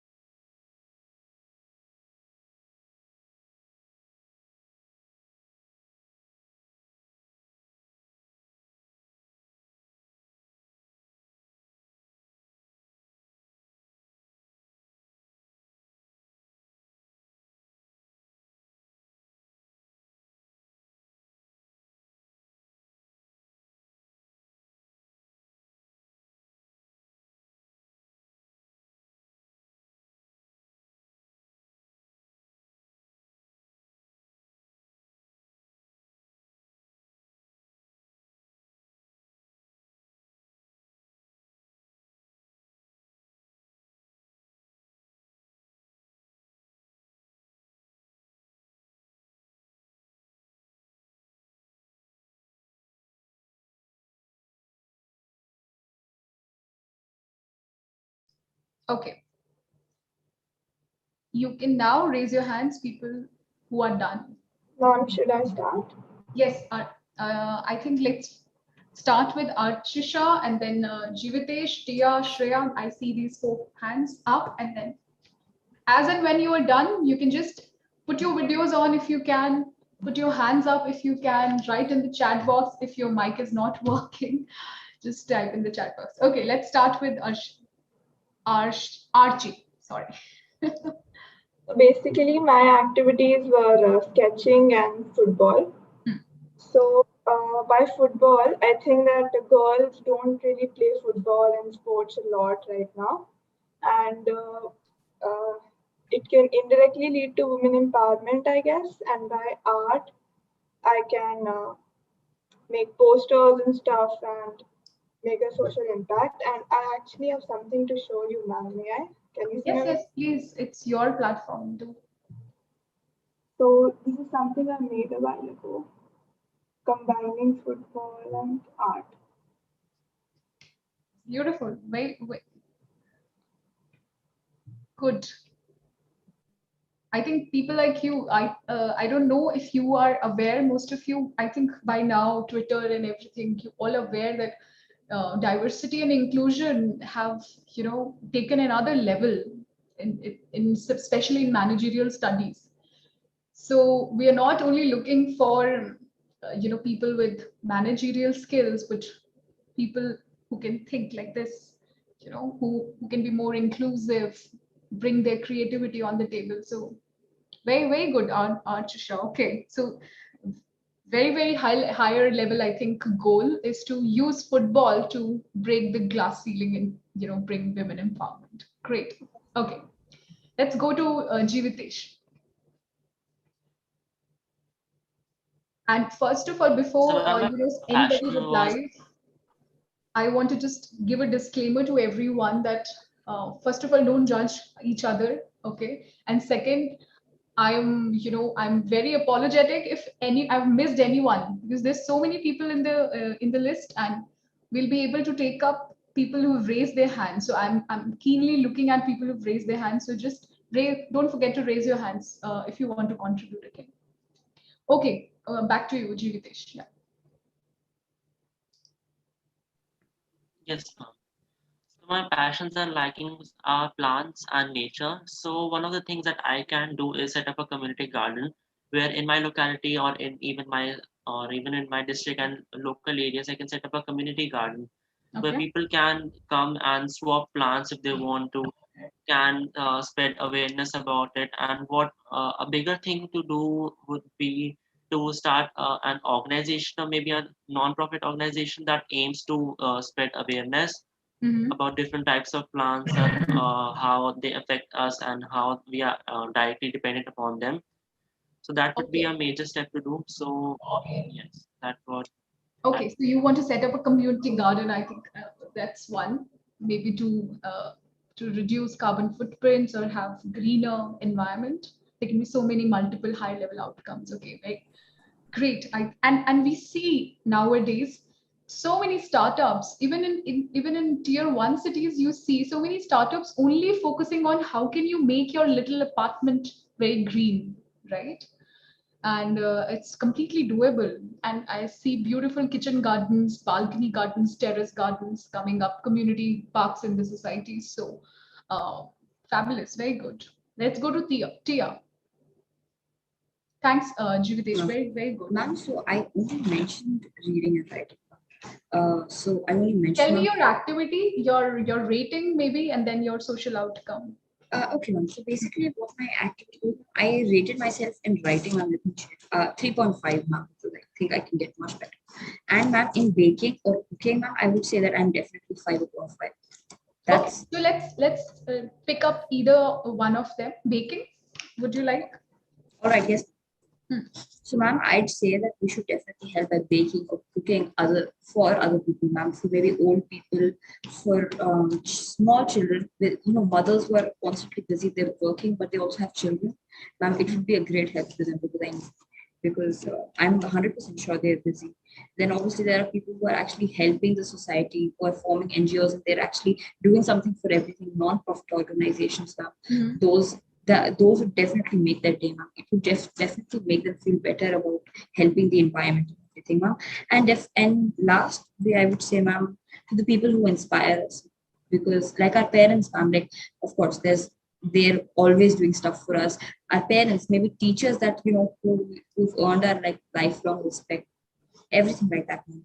So okay, so let's stick to because we have so many participants, let's stick to your activity and how your activity per se can make a difference while you are doing it. Okay, so I think Tia, what you meant was, and I think that's a very interesting answer, is you can feed the most vulnerable section with your baking skills, right? So especially you mentioned about working moms with little kids, toddlers, and um, uh, older people, right? And you can contribute to social entrepreneurs or smaller NGOs who are working in distribution of food, right? So you can make a contribution as a baker. Very good. Interesting. At such a little age, people are thinking about social impacts. Very good. Tavishi. My activity is baking, and I would rate myself 5 out of 5. Ma'am, recently I took a workshop on boba and how to make boba pearls and the bubble tea. And ma'am, the money which we collected, like me and my friend, and we donated that money for COVID relief fund. It was like my first workshop, and it was a very small contribution, about 4,000 rupees. But then I gave it a thought and thought that what if I open my own bakery and donate more than half of the money to to an NGO, and keep rest of the money for buying my ingredients and the necessity items which I need for baking. Okay, very, very interesting. So one is a direct contribution, what Tia mentioned, and second is what you're mentioning is an indirect contribution. Have economic, benefit, and then distributing that economic profit with others, sharing that, just like I think big companies do with their CSR projects, right? So they earn a lot of money and then they distribute.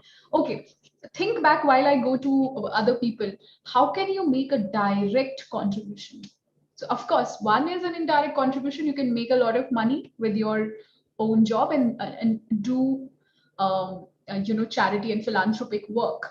That's good. In fact, that's advisable. But how do you make your task itself a social activity in totality? So how, if you are painting, how your painting can itself be make a social impact directly? Okay, so I'll come back to you. I've made note of Tavisha. I'll come back to you. Sorry, Tavishi. Amrita. Okay, I'm sorry if you're not ready. Maybe let's go to Parth. Parth, Medita. Yes, ma'am. Yes, Parth. Ma'am, so I said video editing in the chat box. Ma'am, like content creation is really important today, like because everything you see on the internet, most of it is videos. So Right. Content creation and content editing is like a very important thing right now, and it's kind of the future because everything is on the internet is videos. So the contribution of it is that the content, if it is edited properly, it can provide you entertainment. And if you're coming from a like very stressful day, so when you watch a very good edited video, then all your stress is relieved and your mind is fresh. Then there are people like Nash Daily and people like that who provide such good content around the world, and they introduce us to the world and they entertain us. It's really amazing. Okay. So you want to entertain by producing content. Very good, very good. But again, all the best for you. There's a lot of things I want to say to you right away, but again, lack of time. Ma'am, One of yes, Art. I want to be a lawyer and animal activist basically when I grow up because I belong to a family of animal lovers. You know, my mom has been really active with all this. She still is Okay. active. I'm sorry And to cut you short here, Arnav. Let's go back and think this one sentence. So you have to only contribute using one sentence with so many people. What was your activity? Tell me the activity again and how it can make a social impact. That's it. Don't give me any other background because respecting, other participants as well. I want to be an animal activist. I want to work for animal rights and be a lawyer because I come across a lot of cases where there is being, undescribable violence to animals. So spending time with animals was your selected activity in the first place? Yes, ma'am. How Working for was your them. rating on that? Ma'am? Did you rate yourself on that activity, Arnav? I'd give myself a 3.5. Okay. Okay, good. Let's go to Shreya. Would you want to go ahead? Yes, ma'am. Ma'am, I would like to say my activity was writing and I rated myself 3.5. I would like to write for social organizations in such a way that attracts people and that makes them do good things for the environment. As people are saying, protecting dogs, protecting pets, for the trees, for oceans. So I would like to write for some such organizations, non-profit organizations, and maybe my skills would inspire some people. So you want to write about them or for them? I want to write for them in an interesting way which attracts people and inspires them to do some good work for the Okay. So let's suppose if you were writing for Teach for India, so you're writing such content that's able, inspire people to join Teach for India. Am I right in understanding that? Yes, ma'am, absolutely. Okay, very good. Good. I think Prisha. Yes, ma'am. So my activity was writing poetry. And I believe if I write poetry and share it, it could be one of those ways that can help readers connect with the writers and with those people who are, like them, the people who feel that who are going through a lot right now, but they cannot, but they feel that they or their feelings are not valid enough to be shared. And so they do not get the help that they actually need. So right now, Have when you people are actually identified? Do you have some people in? Have you experienced that? People who feel left out and lonely.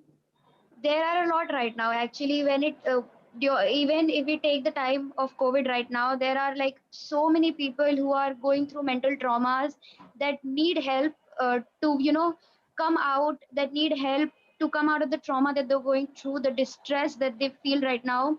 And when you're in such a situation, such a mental trauma, all you feel is that since there's so many people who feel the same way, your own feelings are not valid enough to be shared. That Okay. people are so tired, that they think that people are so tired of listening to all these issues that the people who are actually suffering stop coming out. Okay. So writing and sharing could combat such issues, because literature has definitely been a helping hand when it comes to uniting people of like Absolutely. mind. Sometimes you read a book and you completely connect with that, right? Yes, As ma'am. if you're reading your own life and it feels good that Yes, ma'am. somebody out there is living the same. Okay, very, very good and very, very reflective, I would say, Prisha. Something that I would have done in, late 30s. Thank you. So very good. Mitali, yeah. Ma'am, I love reading, so I think I can encourage people to read more, and when we read in some books, we have some very positive values, so I can also spread them. No, so Mitali, you are good at reading. You may not be good at encouraging people, right? So think about your activity only. Think about you can read and how good are you? What is your self-assessment? 5 out of 5. Okay, you gave yourself 5 on 5. That means you're an avid reader, right? So how readers can make social impact? Once you read something, what happens? Think about that, and how do you, I'm just giving you a clue. Think about it and then come back while I go to the other person. So when you read something, you are a 5 on 5. You say that yes, I read a lot. Then how can you add value to others by reading? Okay, Survey, if I'm pronouncing it correctly. Yeah, ma'am, so the activity which I chose was cooking. Actually, when Please the be a time of little louder, please. yes, ma'am. Ma'am, the activity which I chose was cooking because like during the corona time I gained a lot of interest in cooking and I like to do cooking once a daily. So the problem which I've identified is like even when a person is affected by corona, ma'am, there's a lot of weakness in the body. So I would like to cook and give food to the person affected by corona so that like a person who's already having weakness does not stress on how do we get the food, we have to cook it ourselves, and that's why. Okay. Okay, so you're keeping it short run, okay, till the pandemic view. Okay, let's go to the next person, Medhika. Yes, ma'am. Good morning, ma'am. Hi, good morning. Ma'am, my activity was writing and I gave myself 4 out of 5 in it. Mm-hmm. Whenever I read, I used to extract very important informations from it and mostly great values or some great kind of quotes out of it. And whenever I find them, I always share it with my friends, my family. And I truly believe that words have a power to move people and to reform people. Literature has that power. And so, ma'am, I would love to read and take out information from it and share to people who are not interested or maybe who don't read. And I also think of like opening my own library in my future, in which I would not charge anything, but it would be my library, and all those people who love to read would be able to come there and read the books for free. Great, very good, very insightful. Okay. Who else is left? Stuti, would you like to go ahead? Yes, ma'am. Yeah. So, ma'am, I love to do yoga. So I thought that I like during this pandemic time, we know that breathing exercises would be of great help. So the people who are not having access to technology, so I can brief them about different types of pranayam and so that they can do it and stay healthy. Very good. Who else? I think we took most of the hands. Anyone else who's left? Amrita? Can I? Yeah. Actually, I drew something because you said we can draw, and I wanted to explain through this. You can see. So this is me in the kitchen, and these are like utensils, and these are like grains. So like it's me like taking a grain, and then I'm going to plant that. And this is this is a hand. I'm really bad at drawing, but this is someone who's watching through the phone. Mm-hmm. So like my plan here is like I can publish it on YouTube about like getting involved in microgreens, because the concept of growing is called microgreens, so that you don't have to spend on buying these jeera and fenugreek from the market. You can plant on your own. And then here was something that this is something where I see a person throwing coconut hair.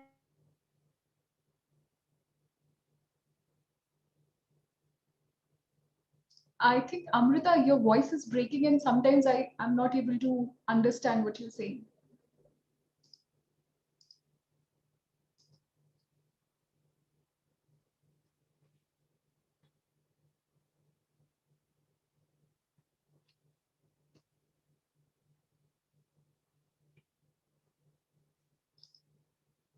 Okay, is it me or are you able to hear me, others?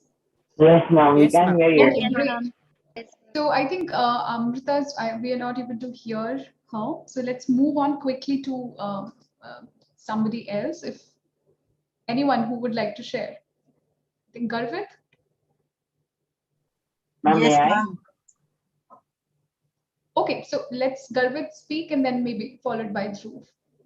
So, according to me, the activities we have done, so in that means uh, I have to get more, means to get more knowledge to do something like getting names of some movies to watch, new ones, and to get more knowledge in that.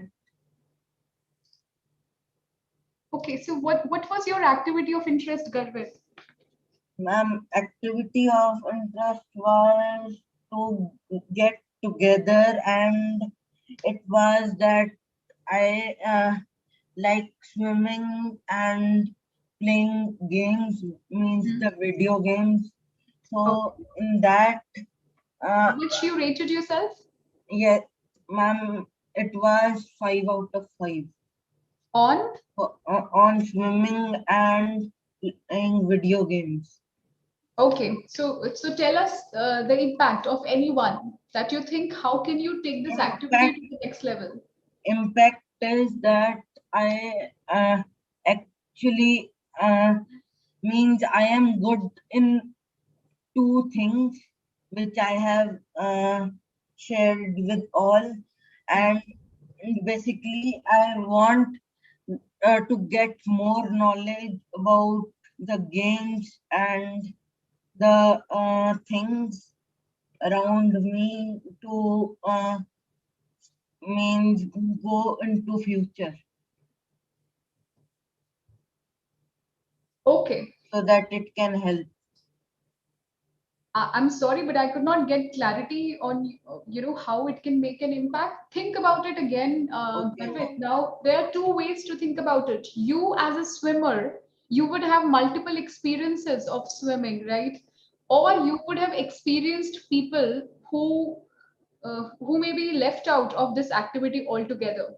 So you just think on those levels. That how can you make a real contribution through this your ma'am. own competence? Okay, that's what the question is.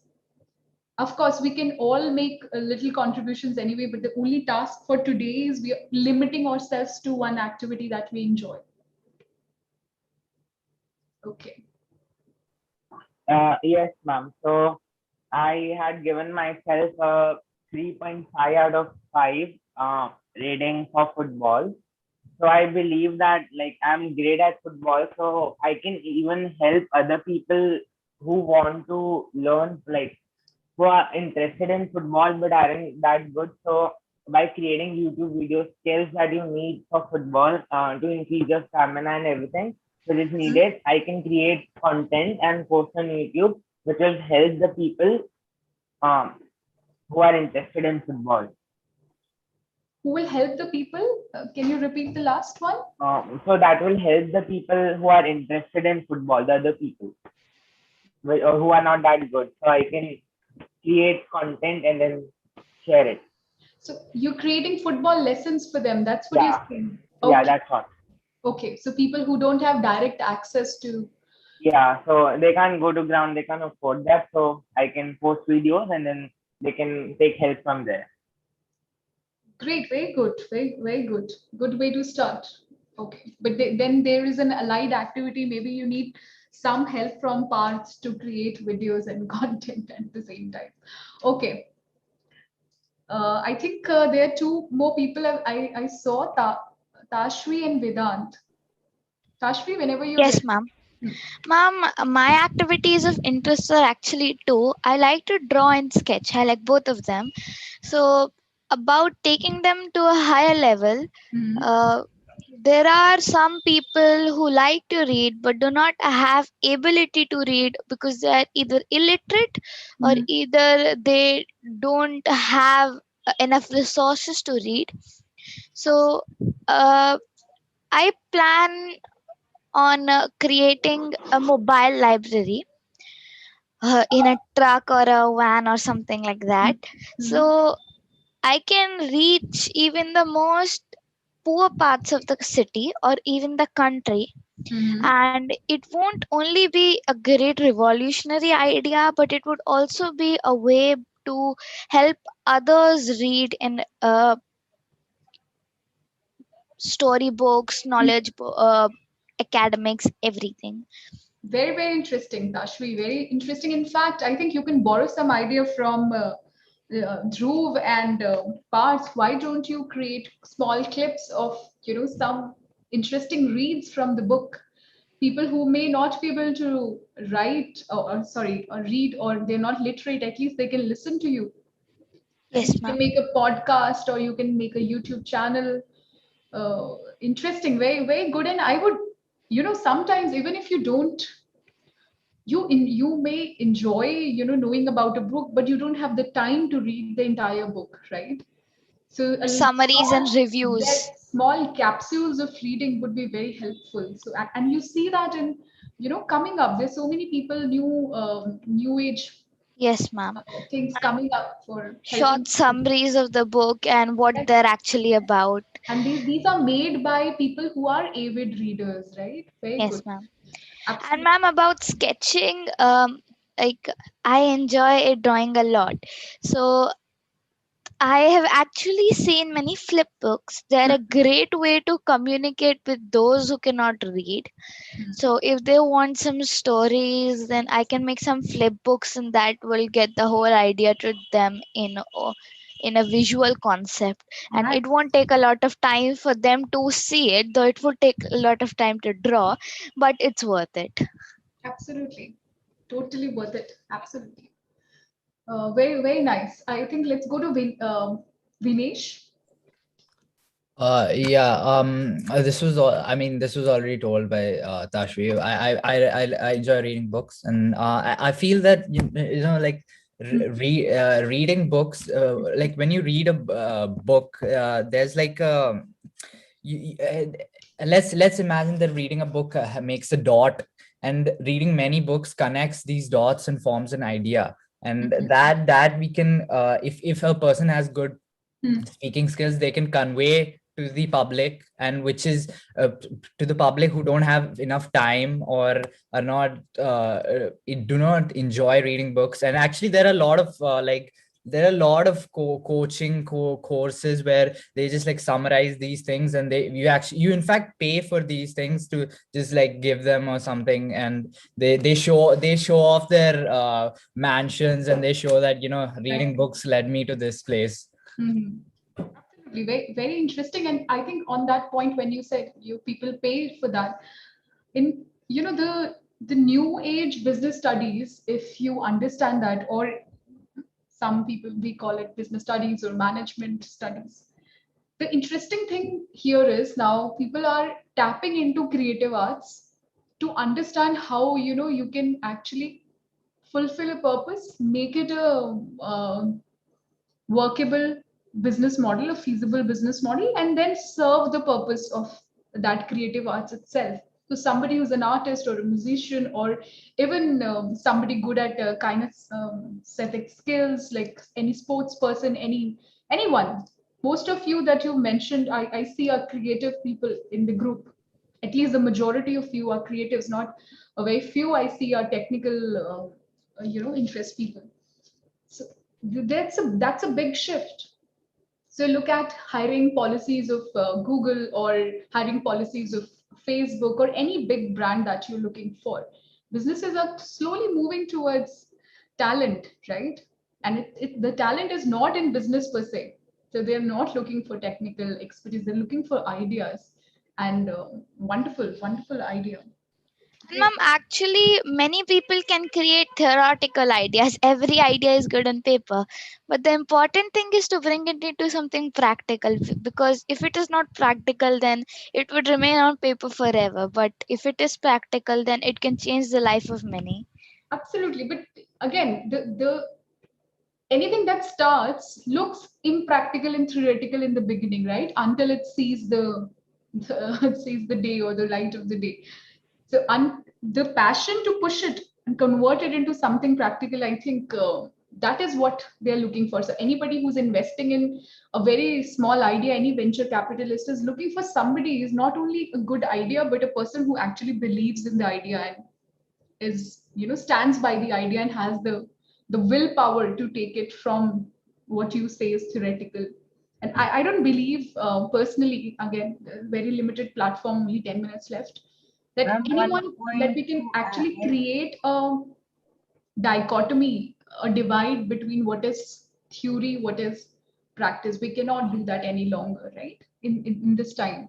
So anything that you can perceive in your mind, any thought that you have is cognitive, it's theoretical, right? And as soon as you do it, it becomes practical practice. And without the first one, the second one is rarely possible.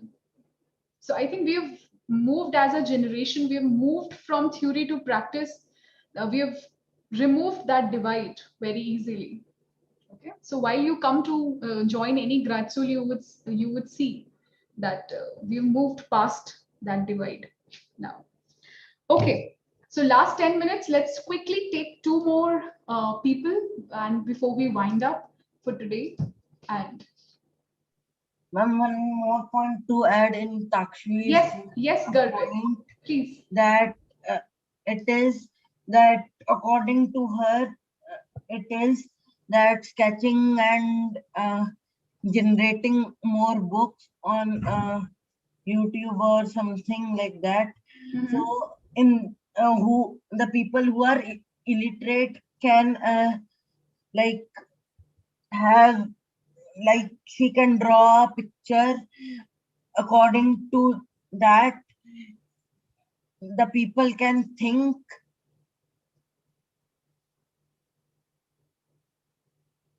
Okay. And can like view the points according to the picture provided. Okay. I'm sorry if I am not able to decipher what you said, Garvit. Ma'am, it was that she can provide a picture in a type of a sketch so that people can think widely, and the people who can't read can means guess what is happening in that picture. Okay. Okay. That's my thinking. Okay. Okay. I think we have come to the end of the. I think Ali Jaiswal. Yes, ma'am. Take this last one. If anybody still has, just raise your hands. If somebody wants to speak, we'll have another 5 minutes, and I have to make the debrief. Ma'am, may I start? Yes, please go ahead. Hello everyone. I cannot claim to have only one interest. I have a blend of many interests. It's like philosophy, spirituality, enlightenment, wisdom, and mythology. And I would like to, like, my goal can be helping people reach wisdom and be on a path of wisdom and reaching to their true selves. Because I think it is very important to pay attention to small details and very small practices which can be labeled as bad habits can refrain people from reaching their goals. So it can be through a website, blog. I don't know, I'm not very clear about how I'm gonna do it, but I know that I want people to be more wise, and the main goal is actually reaching their full potential. Okay, very interesting, Ali. I think you should have been in the beginning of the. I missed you. This entire activity before I go to Harshit, and that's the last one before we make a closure, is philosophy. If you understand philosophy, what's philosophy? The pursuit of wisdom, isn't it? Philosophy. Yes, ma'am. On the path of wisdom. Yes.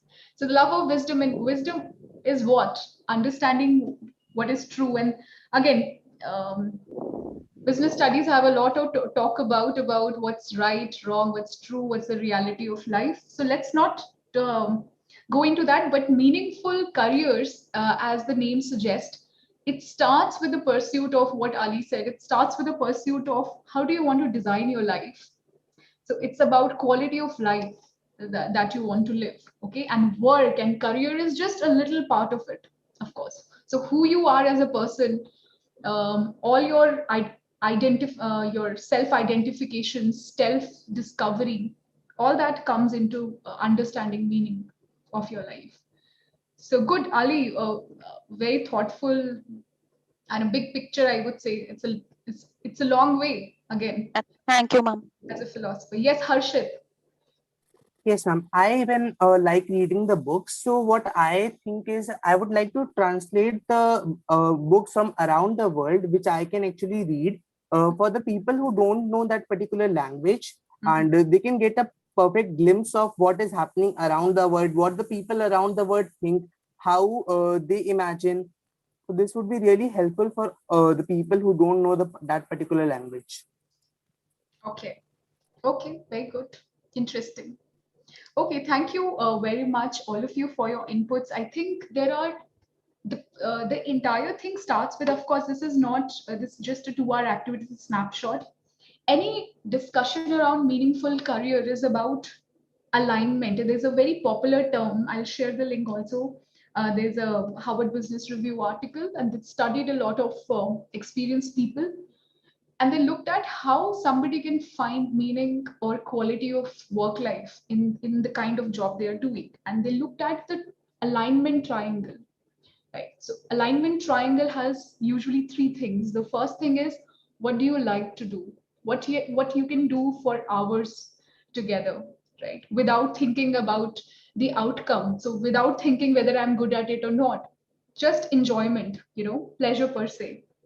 That's the first thing. So some people call it passion, some people call it interest, hobbies, depending upon the level, where you are. So identification of that one activity that you enjoy is the first part of the triangle. The second element of the triangle is how good are you at, that particular activity, which is what you've done. Again, there can be n number of assessments, and while education is only one part of that journey, right? So if you want to be a footballer, so training is only one part of that activity to making you a good footballer, right? Or so similarly, educational institutes will only play one small part in the second part of the triangle, alignment triangle. And you can do alignment triangle at any stage of your life, right? So what you love, and then how good are you? And the third is, what purpose are you solving, right? What is the impact? What is the contribution you're making to the world? Do people see you as making a significant contribution, right? Of course, with a very limited time, there's an entire study on all these 3 independent modules. That how will you measure your life, how will you assess that you are going on the right track? So that's the entire thing around managing careers, right? You're making your career very meaningful. And the second angle to it is, which we did not cover, is if you do not like your job, it's for somebody who's actually, for you, you still have, time. That's why I wrote it, that you can still design it. Okay. So the second part is when you start working, I think if today's way, you're only in school. So when you start, you may be doing a job that is neither your passion, neither you don't like it, and you may not be very good at it. Then how do you derive meaning out of it?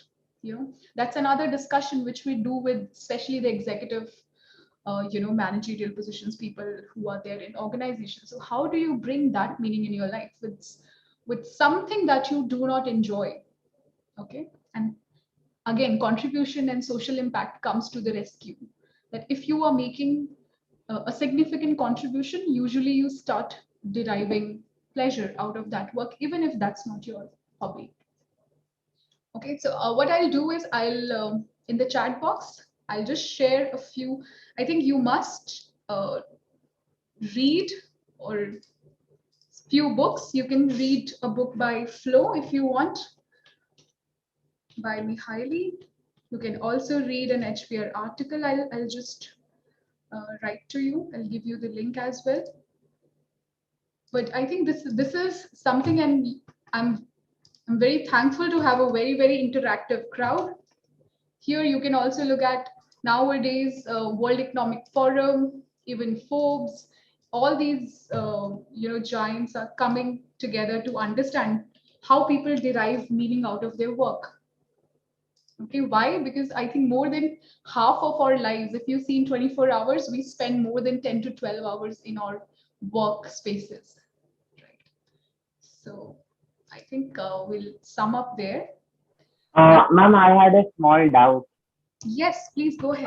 It may not be related to the topic, but I just had a doubt, so I'm asking. Yeah, so I'm interested in gaming and football.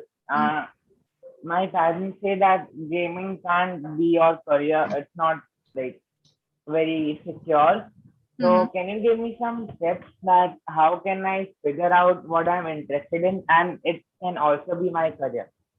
Yes, so I think Dhruv, and for everyone, you can make career in everything. Okay, and gamification is coming in a big way. Go read about gamification at work. Okay, even in edtech, in edtech, you would have seen that there are so many simulations coming up. Who designed them for kids?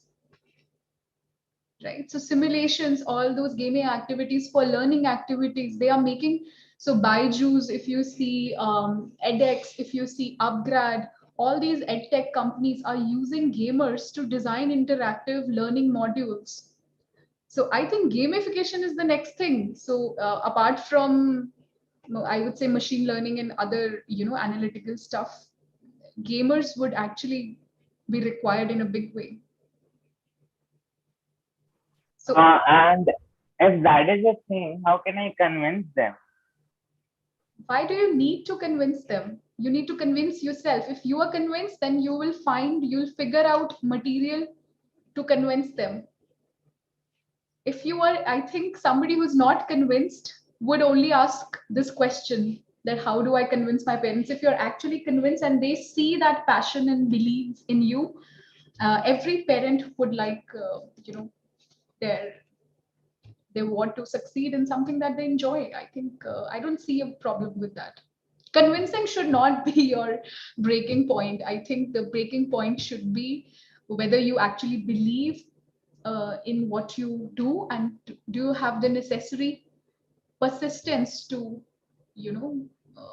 do what it takes to get a 5 on a 5. Okay, ma'am. Thank you. Right. Yeah. So I think a wonderful, session with the participants.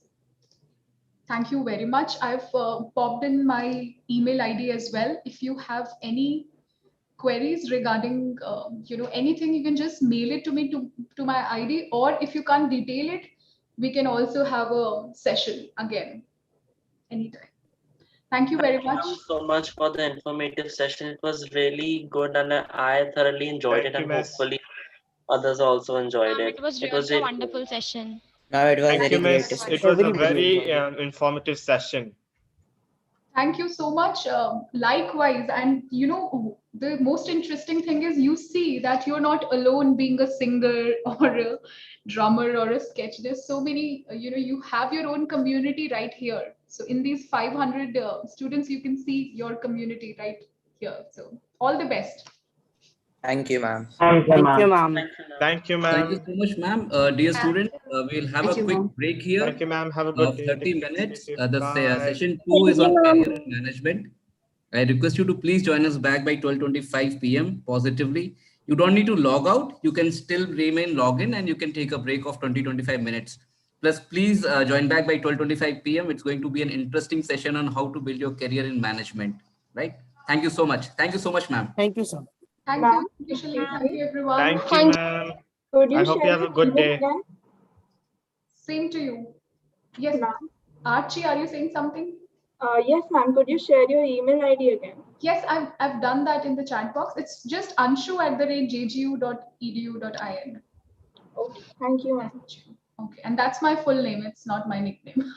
Bye, ma'am. Have a good day. Take care. Stay safe. Bye. Yes, all of you, and keep doing what you love. Okay, enjoy. Yes, miss. Bye. Bye.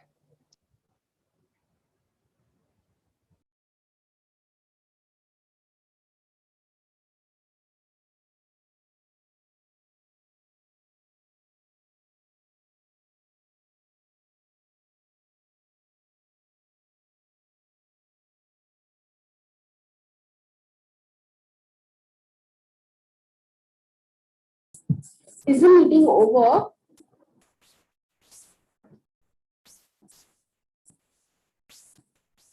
The current session is over.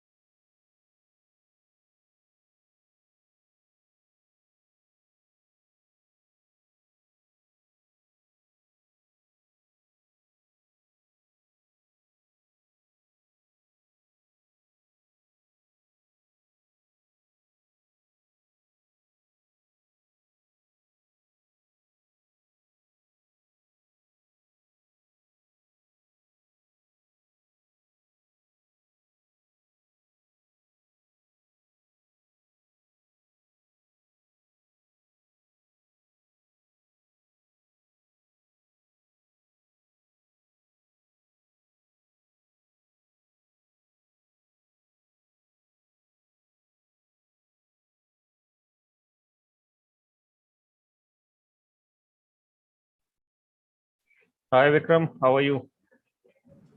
I'm good, Ankur. How are you doing? All well, all well. Thank you. So we had a 30 minutes break. In the morning, we Okay. had a session by Professor Anshu. So I think she got the session over at 12, and then students will rejoin now at 12:30. Okay. Yeah. So another 1 minute and we'll start. Not an issue, Ankur. I believe the students had a wonderful session with Professor Anshu. Any From what feedback? yeah, I think all of them were really, it was very, very practical oriented, hands-on. So I think they all enjoyed. Good to hear that because Professor Anshu is from the area of HR, and I have specifically requested her to take up few engagement exercises with all the students so that they understand what is the changing dynamics of management as a career now in the 21st century. I think really well, really well. She engaged with the students, asked them to draw, do something, work on something. So, acha, they were really nicely engaged and they learned a lot of things. That's good to hear from you because the entire purpose of you and your team along with us is to help them understand.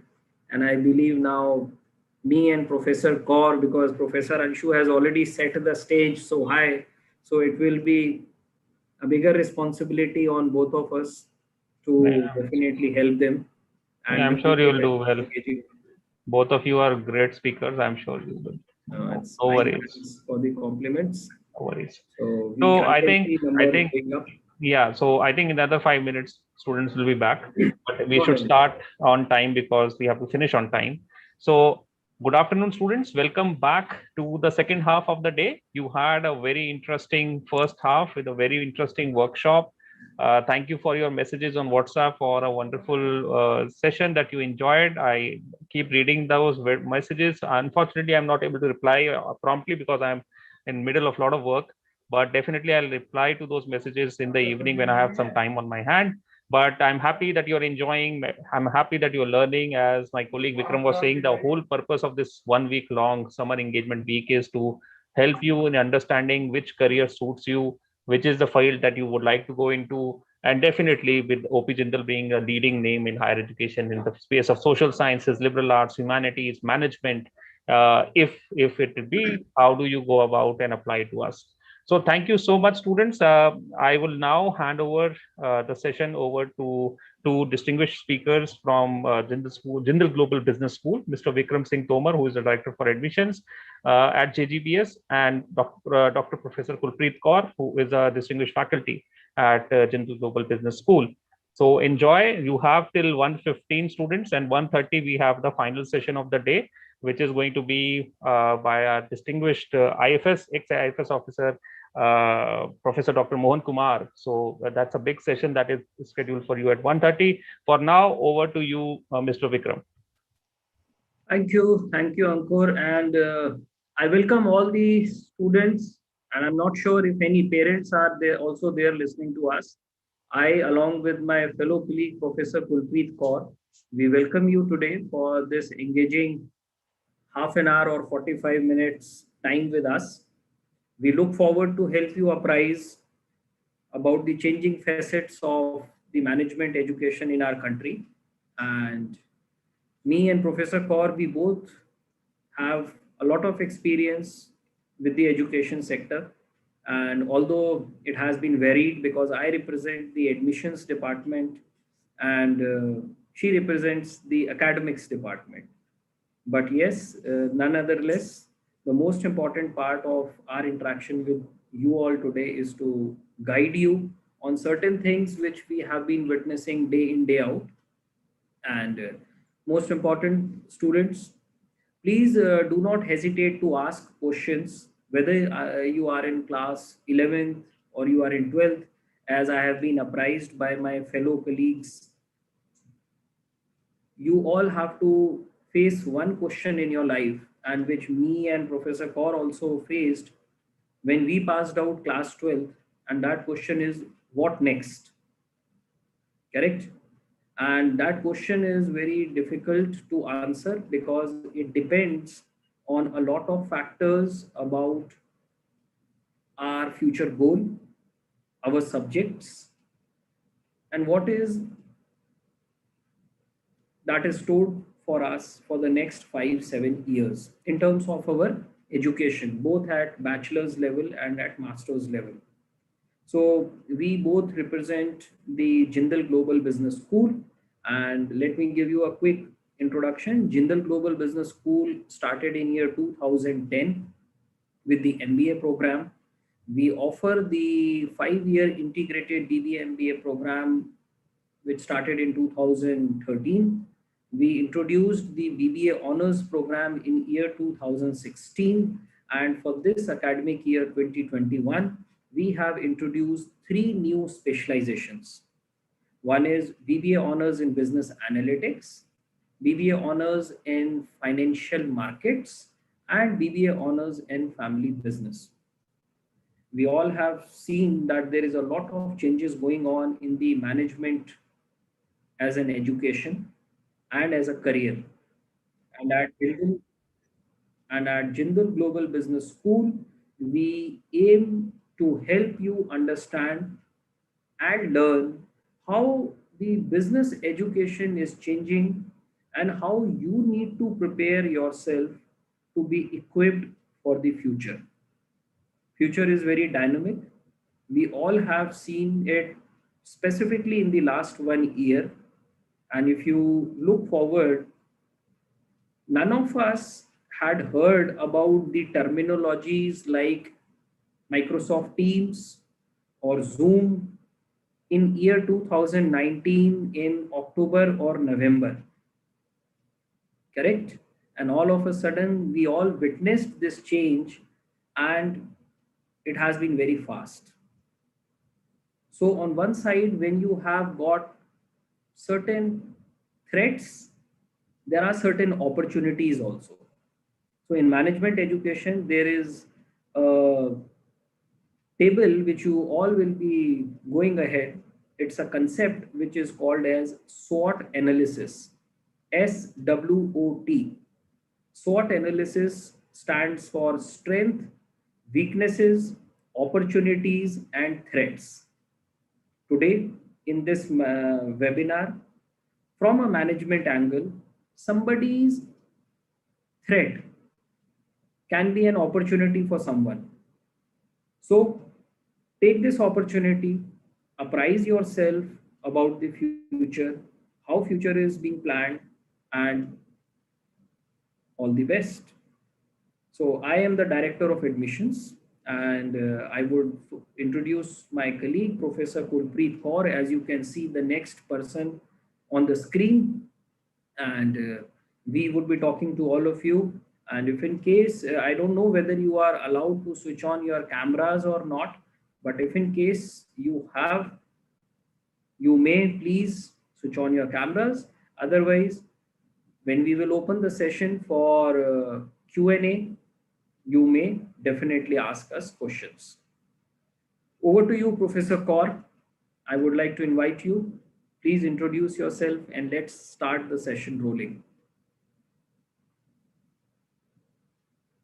You are on mute, Professor Kaur. Please unmute yourself.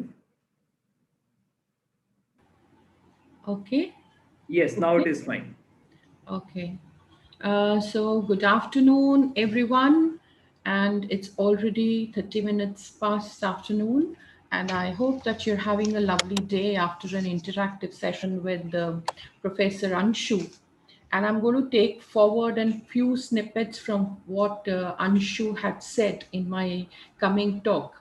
Although I am not very fond of talking, but I'm more fond of interactive session, but looking into the kind of time that we have with us, probably it's more of what I'm going to tell you, and then you can ask a few questions. So I'm Kulpreet Kaur, currently Associate Professor and Assistant Dean Admissions at Jindal Global Business School. I am a psychologist and teach understanding human behavior to the management students. Prior to joining JGU, I was principal for 15 years to various Delhi public schools. And as a counselor and a teacher to the high school students for nearly 25 years, I have worked in close quarters with adolescents just like you. So just now Vikram was talking about what next, the question that me and him probably faced when we were at your age. I would like to add on something to it, the questions that we faced 10, 15 years back, the questions have totally changed because there are so many of the options that are available for the students today.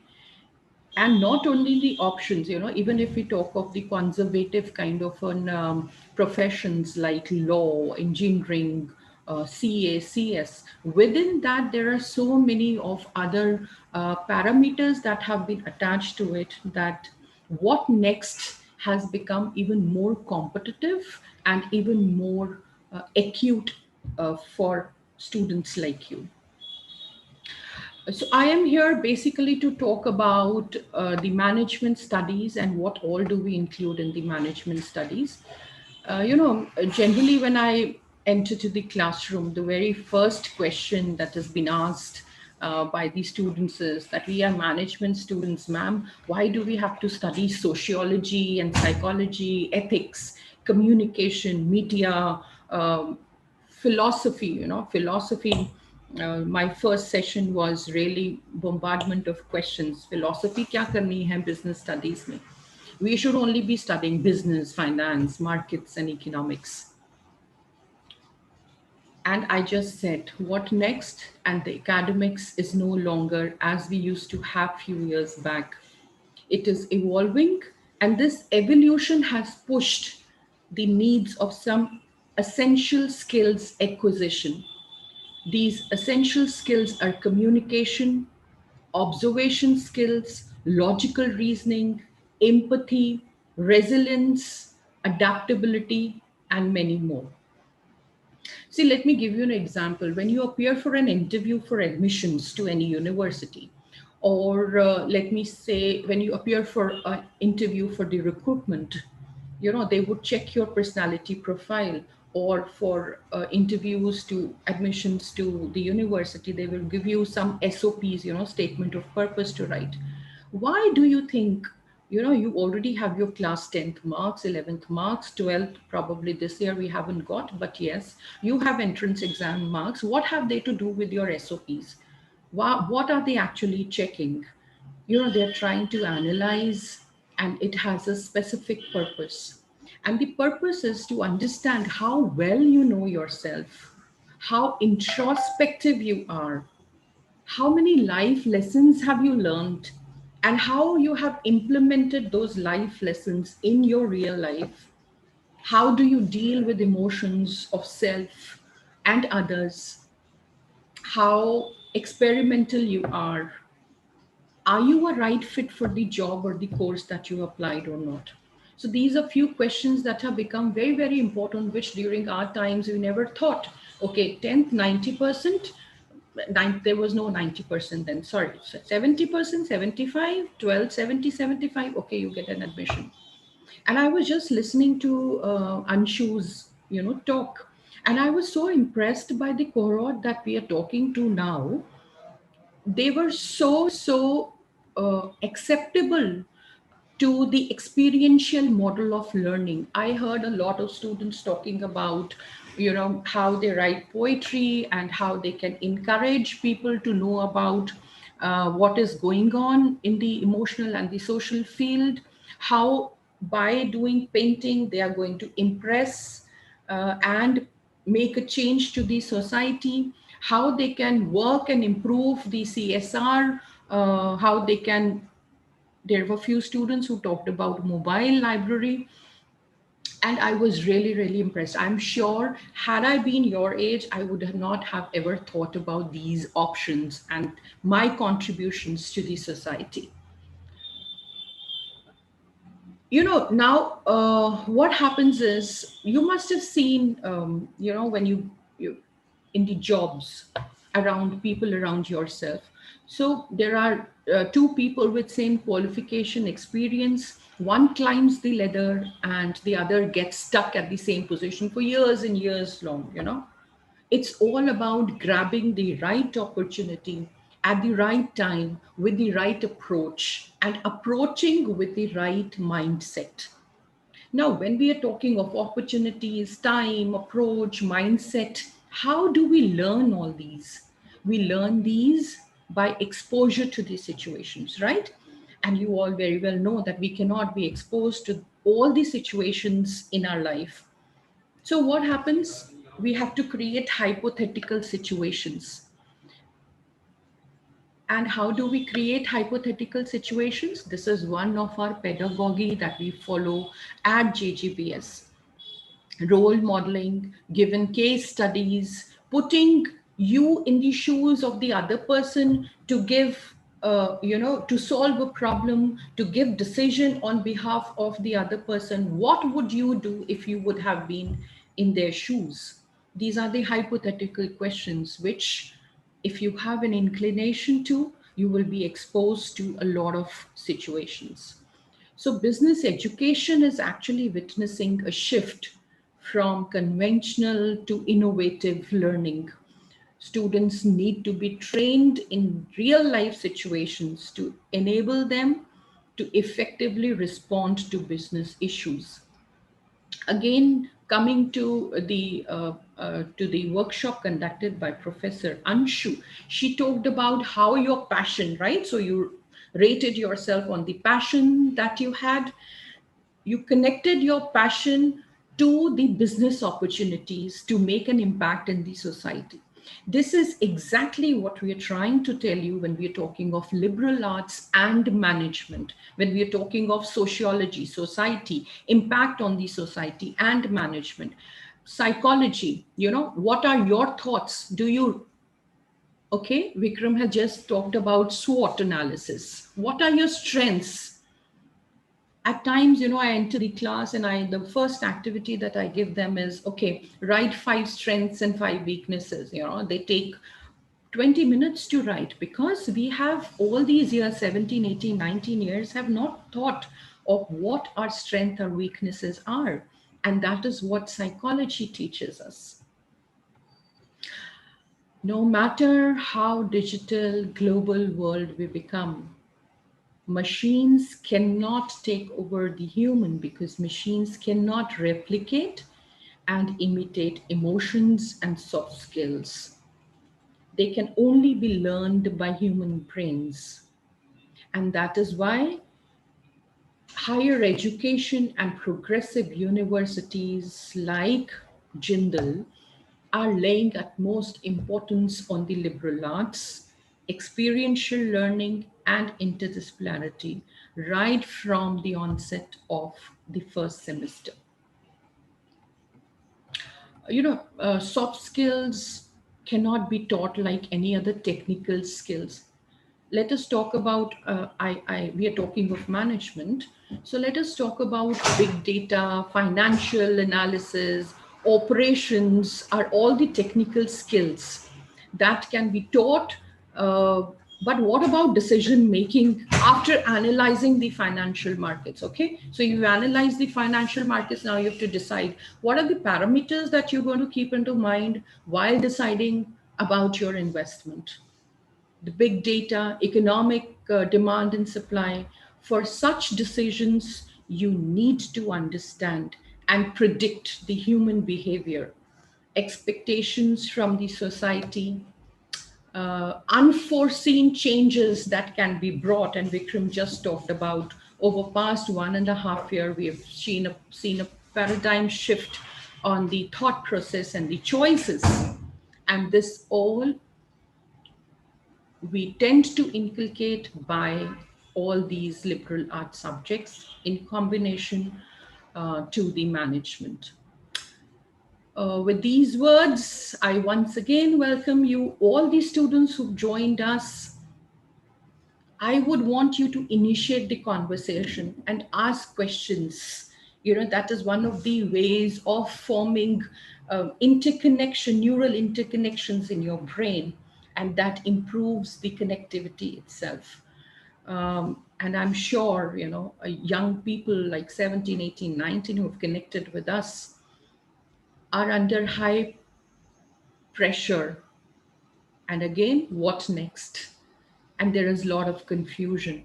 But we hope to give you some clarity about the confusions that probably you are currently facing. And I truly hope that we will be able to answer your questions if you start putting them on the chat box.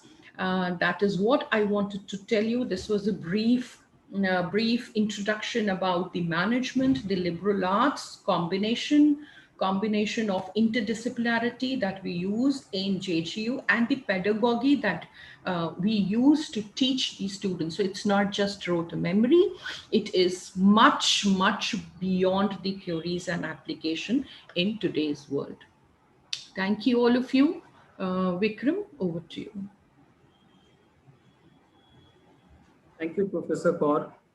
You have in fact laid the right foundation in explaining them. And students, I can see many of your questions are coming in the chat box, and we both decided that we would try to make it as much possible to have your question and answers. And I have one request: when you are writing the question, please type your name also, because it appears anonymous attendee. So rather than, I can address it with a proper name, and we would be answering. So somebody has asked us a question: please talk about the interconnection between psychology and economics. Professor Kaur, would you like to answer it, or should I? Sure. Please, maybe as an academics, you can take this question. Yeah, then I will take another one. No, sure. Economics. So what do you study under economics? You study markets, you study demand and supply, you study the segmentation of the consumers, whether your product is applicable for toddlers, infants, youngsters, old people, middle-aged people, right? Now, when suppose you've started with a, let's say you've started with a food van. Okay, let me give you an example, right? So what do you want to include in the food van? Where would it be placed? What is the choice of the people there? Would a fast food run in a community or in a high-rise building where probably retired people are staying? Would you like to place your van there? So this is what psychology is. You know, you are studying what are the choices of human beings at various developmental stages and connected to the business ideas that you have, and then take the decision. So this was a minute of the example. Let us talk about advertising. Psychology plays a very, very important part in advertising. Do you see these emotional ads on the television? Right? There was a recent ad when you connected through a Zoom or through a video call to the friend, and this was, I think, this was an old man of 80 who is wanting to connect to his friend who now lives in Pakistan, and the daughter helps them to connect through Facebook and all. What are you trying to do there? You're trying to propagate Amazon or sending the gift through online thing. But what are you tapping there? You're tapping the emotions of people. You're tapping the togetherness, happiness, playfulness, at times fear, at times sadness. So what are the variables that you're trying to tap, connecting it to the product that you are you are making the decision of? Their psychology plays a very, very important part. So very brief, but I hope I'm able to answer this question. Yes, we have a couple of more questions, so we need to ensure that the replies are limited and in terms of time. Yes. So somebody has again written, should I take it with psychology? See, psychology is not something which you should understand from the angle of humanities only. If you talk law, then there is criminal psychology. If you talk about business education and management, psychology is, in a very simple language, understanding your customers. Whether you do a business whether you do a job, until and unless you understand what are the requirements of your customers, we cannot proceed. And that is why we call it as Jindal Global Business School. When we say global, we are exposing you to all the different subjects which Professor Kaur has mentioned. Somebody has written a question, and again, it is related to family business. So yes, friend, we have started this course of BBA Honors in Family Business this year. And as he says, belonging to a business family and doing commerce, does BBA in family business suitable course if I wish to continue my family business? It's a very simple fact. Whatever you study today, that education should be able to help you somewhere in your future. Correct? This is not a rocket science. So if you are, let's say, having a clarity already in your mind that you have to take care of your family business, and taking care of the business today and in future is totally different how business used to happen 10 years before, when your father was taking care of it. We are talking of social media, we are talking of internet, and you have to understand how you can leverage the power of Facebook, LinkedIn, and any other platform. So study those subjects which make you more clear to your career objective. And I would again request, if you are, Shalinder, some of the students have written a chat. Are they allowed to unmute yourself? Can we make them unmute? Is it possible? If they want to ask a question live. Yes, sir. So they can You raise can their switch on the camera for a while if they would wish to. Because they are asking, somebody has, in IT, if anybody has raised Yes, sir. hand. So they can raise their hand, and you have the rights to unmute the students who have raised their hand, sir. I cannot see who is raising the hand. When you see the participation list, sir, in the attendees, you can see that blue mark of hand. Okay, because I have to open two windows simultaneously, the Q&A also. I'll And do one thing. I will do that, sir. yeah, I can request if you can do it. It would be good for us. Sure, sir. So we have 5 attendees. Yes, Chirag Yadav can be unmuted.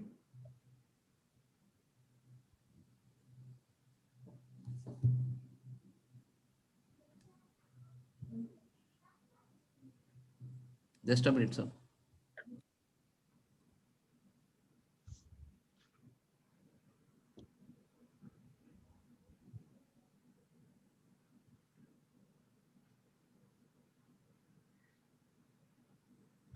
We have Amrita Wadhwani as well, who wants to Chirag ask. Yadav can ask the question. Amrita, are you unmuted?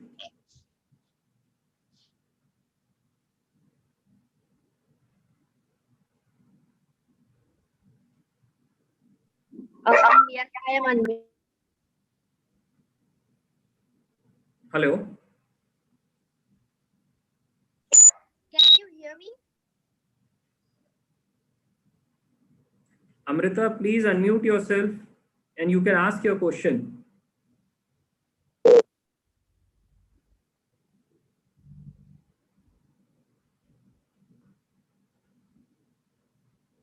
Anyways, I think there is some technical glitch. We will not wait. You may please type your questions and I would be happy to take it. Somebody has written a question and okay, Amrita says my mic is not working. Sorry, Amrita, we cannot help with that. So if we want to do advertising, consumer behavior marketing, is it better to do commerce with business studies, accounts, economics, or humanities, eco with psychology?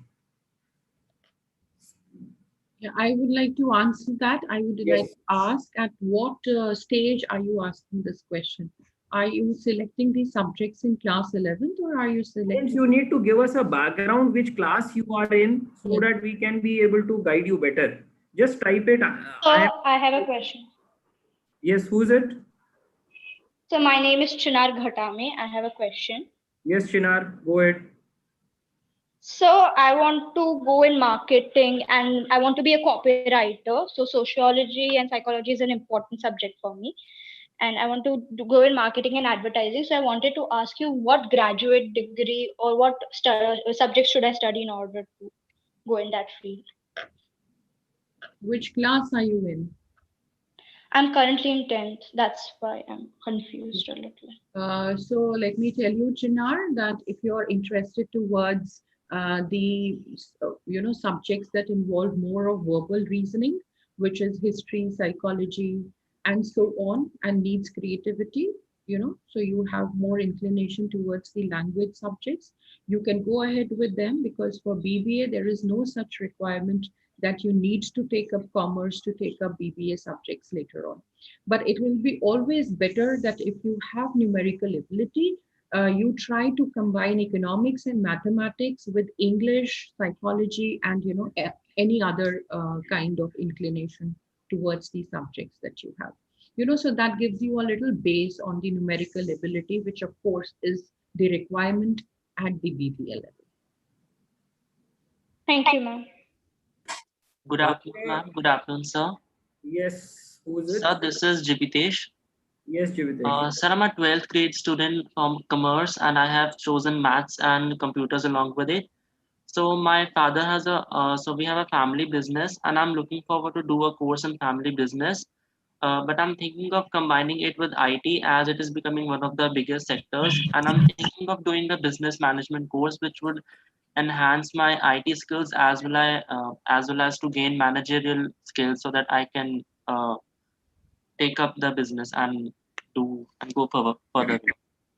Jivitesh, since you still have plenty of time, I would first suggest you to apprise yourself with the curriculum, what we have planned to incorporate in the BBA honors and family business. IT, management, marketing, when we do business involves all major functions like marketing, finance, operations, HR, when you have to recruit people, when you have to hire people. So it is a combination of all the important domains.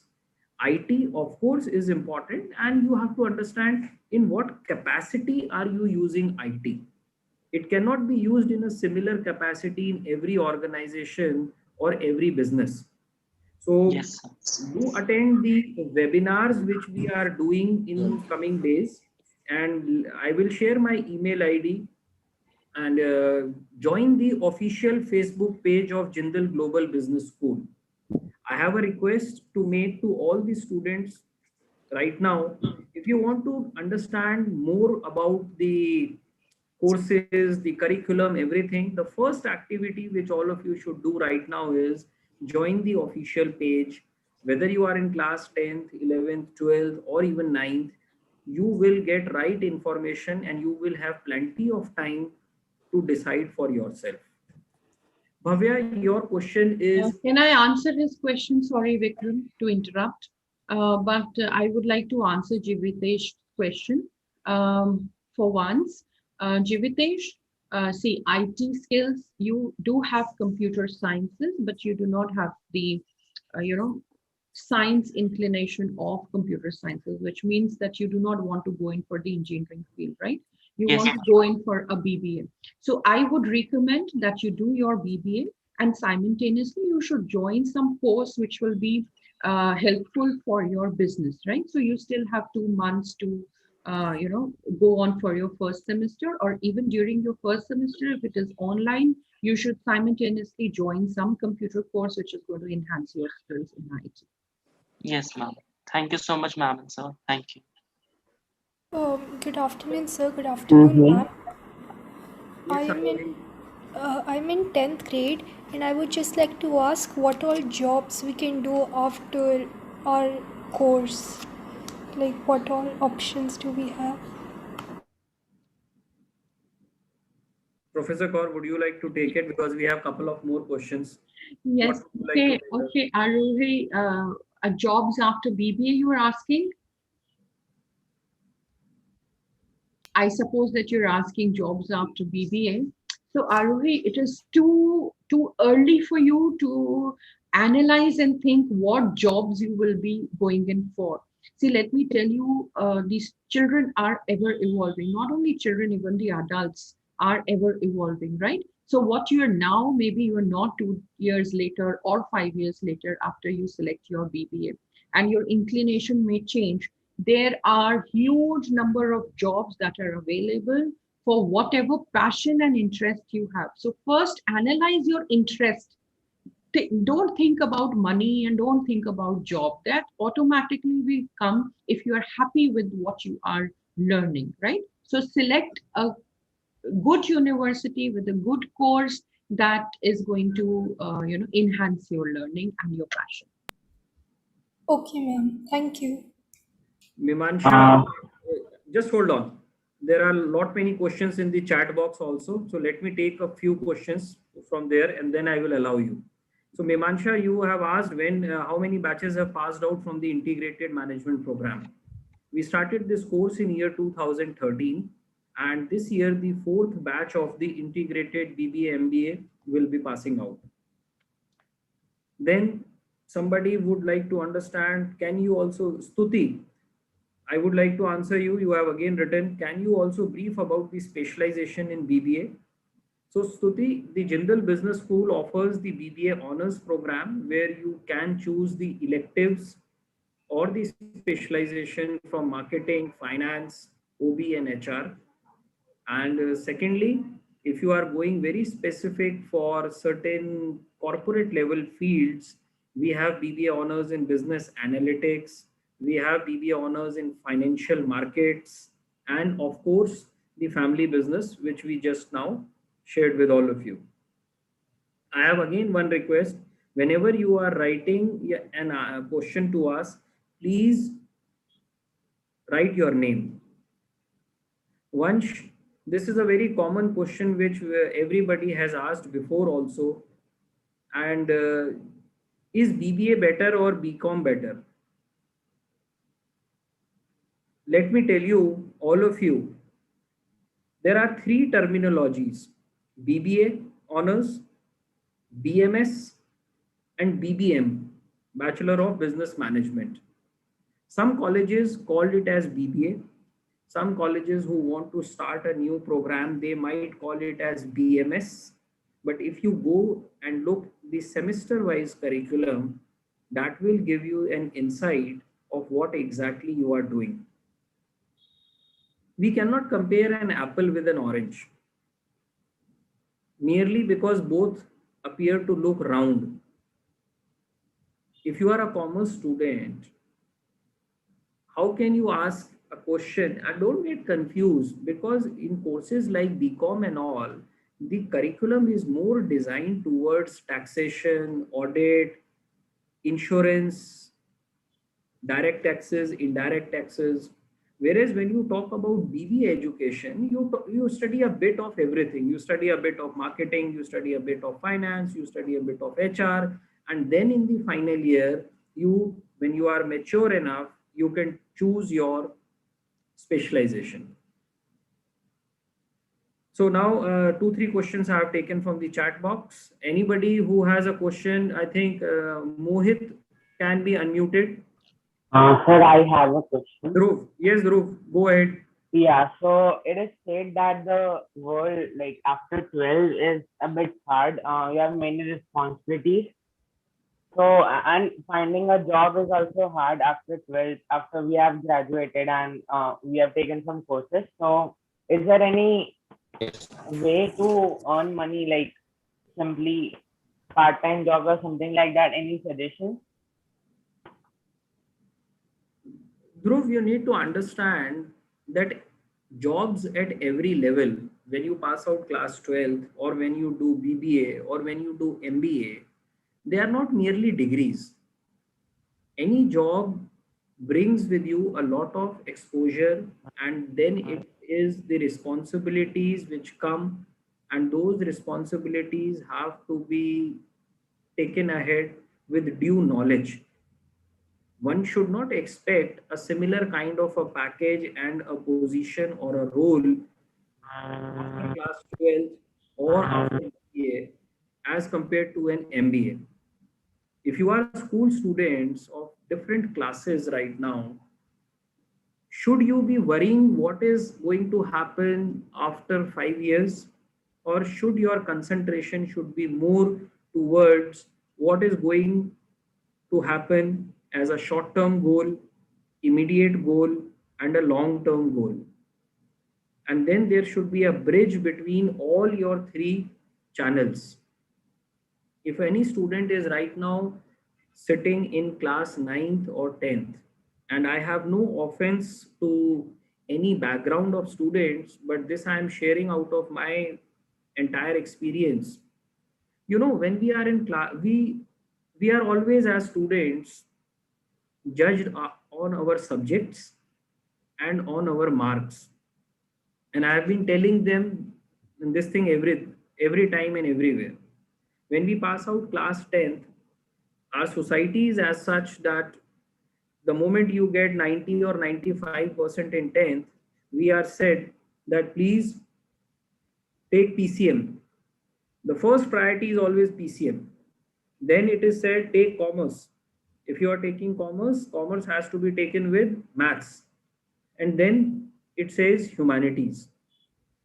Students who take PCM and who are studying physics, chemistry, and mathematics in 11th and 12th, then they plan and do engineering in civil, mechanical, and electrical. And if after doing an electrical or mechanical engineering or computer science, if you are doing MBA in marketing or finance, and if you are going and working in a bank, tell me where you are utilizing your electrical or mechanical degree in a banking sector job. You have to understand that whatever you plan to do at graduation, your masters should always be aligned with that. Okay, sir. So if in case I take science, PCM in 11th and 12th, and then so what should I choose ahead? For Dhruv, example, if I'm you can connect with us separately because we have limited time. We have hardly 5-7 minutes left, and there are many students. I would share my email ID in the chat box. You can get in touch with the JGU outreach team. We will be happy to help you. Can we have Palak okay, sir, Ahuja thank you. first? Can somebody unmute Palak Ahuja? Good afternoon, sir. Good afternoon, ma'am. Yes, Mohit, go ahead. Sir, I am in class 11 and I am interested in management. So how can I go for MBA after 12th? MBA is after graduation, Mohit. As I told you, long-term goal, immediate goal, and short-term goal. अभी आपको MBA के लिए worry नहीं करना है. अभी आपकी worry ये होनी चाहिए, when I pass out class 12, what are the colleges I should keep in mind and which should be in my priority list? Connect with me. I will guide you. We have limited time, so you can talk to me separately over email as well. I'll share my email ID, guys, and can we have Mohit, if you are interested and sure right now that you want to go for MBA, there is a course which is known as IBM or BBA plus MBA program, which is a combination of 2 degrees, BBA, MBA in a 5-year plan, right? So you can think and address this issue and apply to the universities that offer that combination. Jason, I cannot understand your question. Can we unmute Jason Ryan? He has written something in the chat box. Jason, you can raise your hand and I can ask my team to unmute you. In the meantime, can we unmute Harshit Arya and Palak Ahuja? First. So may I ask, Harshit? Yes, please go ahead. So actually, I'm interested in the BA honors in family business. So can you just give me some insights and objectives of the course? The objectives are very simple: to help the students understand how the future is going to be for the family-owned businesses in India. As we see, competition is rising. You are seeing globalization is happening in a big way. And we need to understand that the strategies to run the family-owned businesses need to adopt to the change. Okay, connect with me separately over WhatsApp, and I'll share my email ID with you, and we can share the curriculum semester wise with you, and you can. You will also learn how can you add value to the business that is currently working. Okay, so that's family business. That means If you are dealing with a particular product, what are the other products that you can add, strategies that can be used, and what value addition can you do to the current business? Yes, most important part, which function of management you can add value, whether you are a marketing guy, whether you are a finance person, because in business, everywhere you will find these important functions. Any other question? If anyone has a question, maybe we can. Yes. Sir, I'm Narendra. I'm in class 12th and I've taken science, PCM, and computer science along with it. So Okay. I've decided to get a postgraduate degree in management. But then there are two options in front of me. Either I do the integrated program in management, or I take a BTech degree in artificial intelligence, machine learning, robotics, and do a MBA. So which path would be better according to you, sir? So there are two different things you need to understand. First of all, if you are planning to go for a BBA education, it is always advisable take up an experience for 2 years and then do a master's. Unfortunately, in India, many of the students do not want to follow that path. But yes,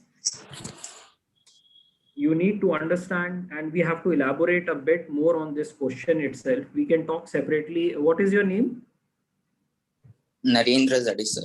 Narendra, please connect with me over email, and I would be happy to help you. I have my friend Ankur, who is going to give me an alarm that time is running out. Yeah, I'm afraid it is. It's time. Ankur, next time you need to help us with at least 15-20 minutes more. I think students do have a lot of questions about business.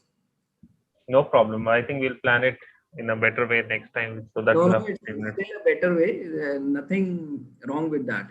Students, I would only request, in the paucity of time we have, my email ID is already on the JGBS website. I am Vikram Singh Tomar. And if in case you are, I can type my ID in the chat box. I have written my ID over there. You can connect with me over email, and we would be happy to guide you through all the important aspects of management education. First, apprise yourself. Don't get confused. Somebody has written a question in the chat box, sir, I am very confused. The answer is very simple. It is better to be confused at an age of 16 and 17 than to be at 25. Did you know what I tried to say right now? There is no harm in getting confused right now, because you still have an option for a U-turn in your life. But don't let it happen. That confusion comes at 25 when you are already an MBA and you are thinking, this is not what I decided for myself. So Vikram, what we can do is, probably this is what I've been doing. Students, those who may want to leave for a 15-minute break can leave. Others who have questions can continue being here and ask your questions to Vikram and Professor Kulpreet. They can continue till 1:30, but 1:30 you have all from Dr. Mohan Kumar, who's a brilliant speaker and a great experienced man from the Indian Foreign Services. So that's it. I think that's a better way. Over to you, Vikram. Yes, we still have 13 minutes. So anybody, if you have a question, please raise your hand. We will unmute you and we will take your question. Amrita Wadhwani, can we unmute herself? Harshit Arya. Amrita and Harshit, if you have any questions. Meanwhile, you can pick up few questions from the chat, Vikram. Yes, I can definitely. If you have any questions, students, please raise your hands. How to be confident? Professor Kaur, this answer is for you. I don't know who has written it, but the question is very valid. How to be confident? Okay. The first answer is be confident about yourself. If you want to portray to other people that you're confident enough, you should have belief in your speech. the ideas that you are trying to put across, you yourself should believe in. It should not be hypothetical. It should not be fake. If I am telling you something, suppose if I'm teaching a concept in the class, I as a teacher would genuinely fail if I do not believe in that theory and I do not have examples to support that. So to become confident, I would say that the first thing is believe in the concept that you are, trying to communicate to the other person. And then there are many other ways which you will find on the internet also. If you're talking of communication, you should have more knowledge about the current affairs. You should speak loudly, read loudly in front of a mirror, or you can record your voice if you're talking of communication and see how your voice, diction, and pronunciation can improve, and so on. Okay, can we unmute Satvik Mukherjee? He has raised his hand. Satvik Mukherjee, he wants.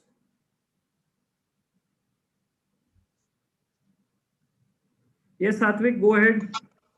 Sir, I'm in 10th and I was thinking I was interested in psychology, but I also am interested in HR. So is there any link in between them? There's a lot of link. Psychology is all about understanding human beings. And when you talk of HR, you are understanding human beings as your employees.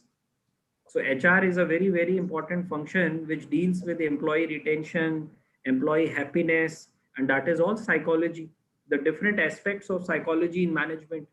When you talk about marketing, it is interacting with your customer. So, sir, taking psychology isn't a bad choice. Sorry, be a bit loud. So, sir, taking psychology isn't a very bad choice, right? See, it's not a bad choice, Satvik. The question now here is which part of psychology I am trying to explore more. Professor Kaur is herself a psychologist. Yes, a bad choice. I am a psychologist, so I will never say it's a bad choice because it is actually related to each and every field of study. Whether you're going for engineering, you are dealing with people, Of course, you're dealing with machinery, but through people, you're dealing with them. So understanding people, and the most important part of psychology is understanding oneself, one own self. You're just talking of confidence level. You're just talking of your strengths and weaknesses. I have given you an example. Even if you're an engineer, why does this happen that one engineer with the same qualification and experience is able to climb the ladder and other is not? The answer is only psychology, because they're able to understand themselves better. They're able to understand their employees and employer better, and able to have a better relationship and connection, able So, to sir, weigh the is there situation. any kind of course which combines both of them? A kind of course that combines both of them. Are you Yes. in class 10? Yeah, I'm in class 10. Okay, then you should go forward with economics, maths. You can go in for humanities, humanity side with maths and commerce if you have that option in your school. Thank you. We have a question, and more questions are onto similar lines. On this person has not written the name. He says, "Sir, I am recommended to pursue BCom even though I am interested in BBA. I am suggested that BCom is the best option. So should I go for BBA or not?" Students, let me tell you out of again my own experience. I feel in India every house has a doctor. Whether you need an advice or you don't need an advice, people are free to give you advices, do this, do that. And second problem is there is a lot of comparison between two different set of students. Comparison between a cousin and a real brother, between a sister, real cousins. See, the only best way to understand is BBA and BCom are two different degrees, and difference you will come to see when you go through the curriculum. When you go for a program like BBA, it gives you not only the dimensions towards finance, but it helps you to understand very, very important other functions like marketing, like HR, like operations. And in BCom, if you have an interest, like somebody asked about a question of CFA. When I passed out class 12th way back in 97, there was no degree called as BBA. We all did BCom, and it is not bad, but you have to understand, or everything is different. So again, don't get confused, go through the curriculum and help me and help yourself to understand what is your question. Professor Kaur, this is a Can I question please? for you. Yes, Bhavya, go ahead. I'm in class 12 and interested in finance, marketing, and accounting. So, what are the best careers for me? I'm interested in BBA, BCom, and CFA. I'm confused between these three. So CFA is, don't get confused. Bhavya, I would share my email ID. We can have a separate conversation. Again, we are left with only 5 minutes. Professor Kaur, this is especially for you. Hello, ma'am. As you are a psychologist, can you give some tips to reduce the fear of speaking in public? This is very, very important. I stopped Bhavya. Sorry, Bhavya. But you know, this question is very important because we all have this phobia of public speaking. And we tend to get nervous when we get on the stage. We are not able to present. And Professor Kaur, you have only 2 minutes to answer this question. And what, Vikram, if myself has some issues with this, then the nervousness issues? You are the one who have been helping the students for BBA first year, and I have seen the change in them. And please do help them with your reply. Yes, nervousness generally happens when you are not prepared. First, if you are going to talk about a topic, if you are addressing to an audience, wide audience, make sure that you write, you read, and you understand what you're trying to say.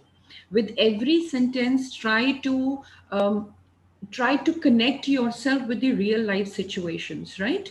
So if you are saying, if I am talking of being confident on the stage, I am myself relating my own experiences of what I've had.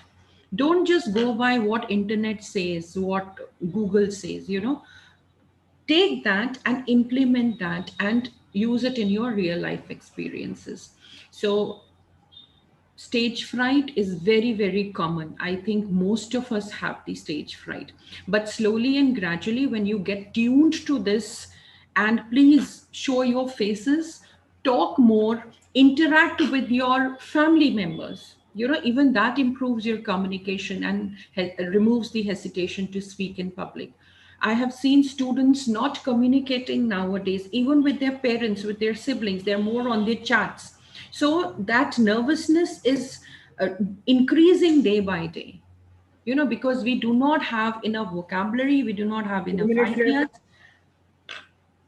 Yes. 2 minutes left. I'm so sorry. Okay. Anand, you have a question? Yes, sir. Please go ahead fast. Okay, so right now I'm in 11th, I'm in class 11th. I haven't taken psychology. So is it still possible for me to take psychology in college? Yes. Even if I don't take it in 11th and 12th? Yes, Anand, if you're talking of BBA course, then psychology is there in the first semester as your core subject. So you will have to study the foundations of psychology. Okay, thank you, ma'am.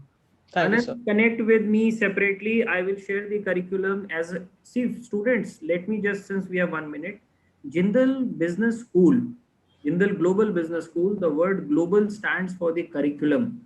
The word global stands for the study abroad opportunities. We teach psychology, we teach sociology, we teach public policy, we teach media and society. Imagine how media and society plays a role in business in a country like India, where every 100 kilometer India changes, whether it is food, whether it is business, whether it is psychology, whether it is any other thing, that is India, and that is diversity. So to know more about Jindal Global Business School, I would request all of you to please join the official Facebook page of JGBS.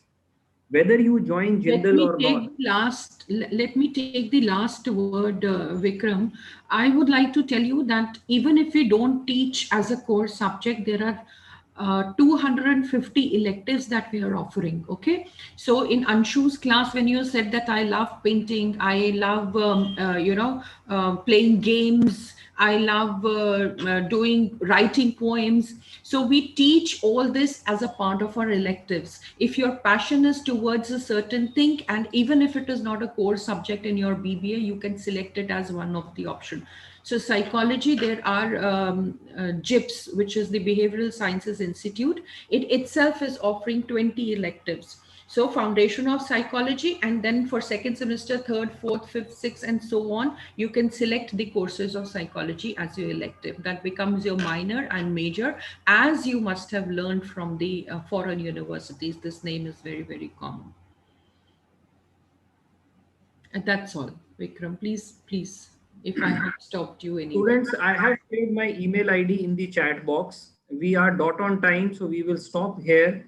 You can check my email ID from the chat box and go ahead, apprise yourself.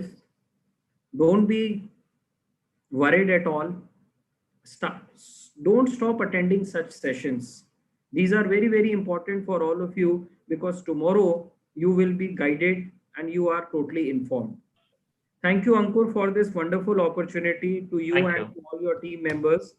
And we will not take time ahead. We can see Dr. Mohan is already there. Hello, Professor Mohan. Very good afternoon to all of you. Thank you. Good afternoon, sir. You have a very enthusiastic crowd today. Ankur has brought for all of us. They have lot many questions, and I know they will be bombarding you as well. So thank you. Thank you so much. Bye, Ankur. Bye, Professor. Bye, Vikram. Thank you so much, Vikram. Thank you, Dr. Kulpreet, for your wonderful session. Thank you, all of you. Thank you, Vikram. Thank you, Ankur. And welcome, Professor Mohan. And thank you, the audience. It was nice interacting with you. Thank you. So students, thank you so much for joining us back. We just had a fantastic session from Jindal Global Business School, but now is the time for the session that we have been waiting for since morning, and we have been telling you that we will have a distinguished scholar on international relations, an ex-IFS officer, Ambassador Dr. Mohan Kumar, who is now a professor and dean of the Office of International Affairs and Global Initiatives at Jindal Global University. I will just read out a brief bio for him so that you can understand and know the kind of personality we have with us today. Ambassador Dr. Mohan Kumar has an outstanding career in Indian foreign services lasting 36 years, which culminated in his being the India's ambassador to France based in Paris. Under his watch, the Indo-French strategic partnership was strengthened and consolidated further in spheres such as defense, space, nuclear, and social energy, smart cities, and investment. Earlier, Mohan Kumar was India's ambassador to the Kingdom of Bahrain, where he witnessed and dealt with a strategically complex region characterized by events such as the Arab Spring. Ambassador Dr. Mohan Kumar has enormous expertise in the area of international trade. He was India's lead negotiator first at GATT, General Agreement on Tariffs and Trade, and then at WTO, World Trade Organization, in crucial areas such as intellectual property rights, service, dispute settlement rules, and technical barriers to the trade. He was leading member of India's delegation at the WTO Ministerial Conference held in Marrakesh in '94, Seattle '99, and Doha 2001. He has done his education. He has a BBA from University of Madurai, an MBA from FMS, Faculty of Management Studies, University of Delhi, and a PhD from Sciences Po in Paris. It's an honor, sir, to have you here with us. Today, I present to you the students for the summer engagement week. Thank you, sir. Thank you very much, Ankur, and it's a great pleasure always to be in the midst of young minds, and that is one of the reasons why I chose to teach, so it's a great pleasure, really. Let me begin by really underlying the challenges and opportunities for your generation. I think on the one hand, I envy you because when I was growing, the kind of opportunities that present yourselves was simply not there. I'm going to be 64 years old very soon, so I'm talking about a completely different generation. On the other hand, I also have to say there are a number of pitfalls, and times were much simpler in my time. It's now complicated because the numbers are big, there is a lot of competition. So the first thing I would like to start with is by arguing in favor of clarity when it comes to thought process. It's not an easy thing to do. It's easier said than done.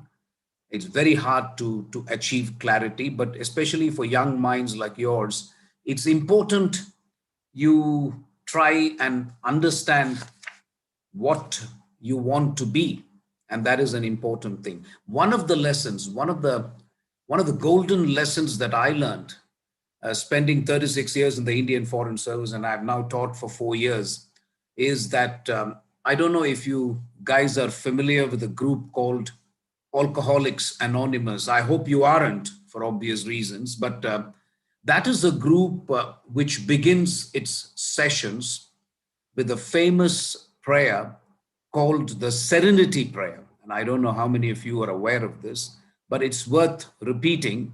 And the Serenity Prayer is that you always begin, if you're an alcoholic or a drug addict or a person with problems, you begin by saying, "Oh God, give me the serenity to accept the things I cannot change, to courage to change the things I can, and the wisdom to know the difference." Now, these words should guide you actually quite well in your life. It certainly guided me very well in my life.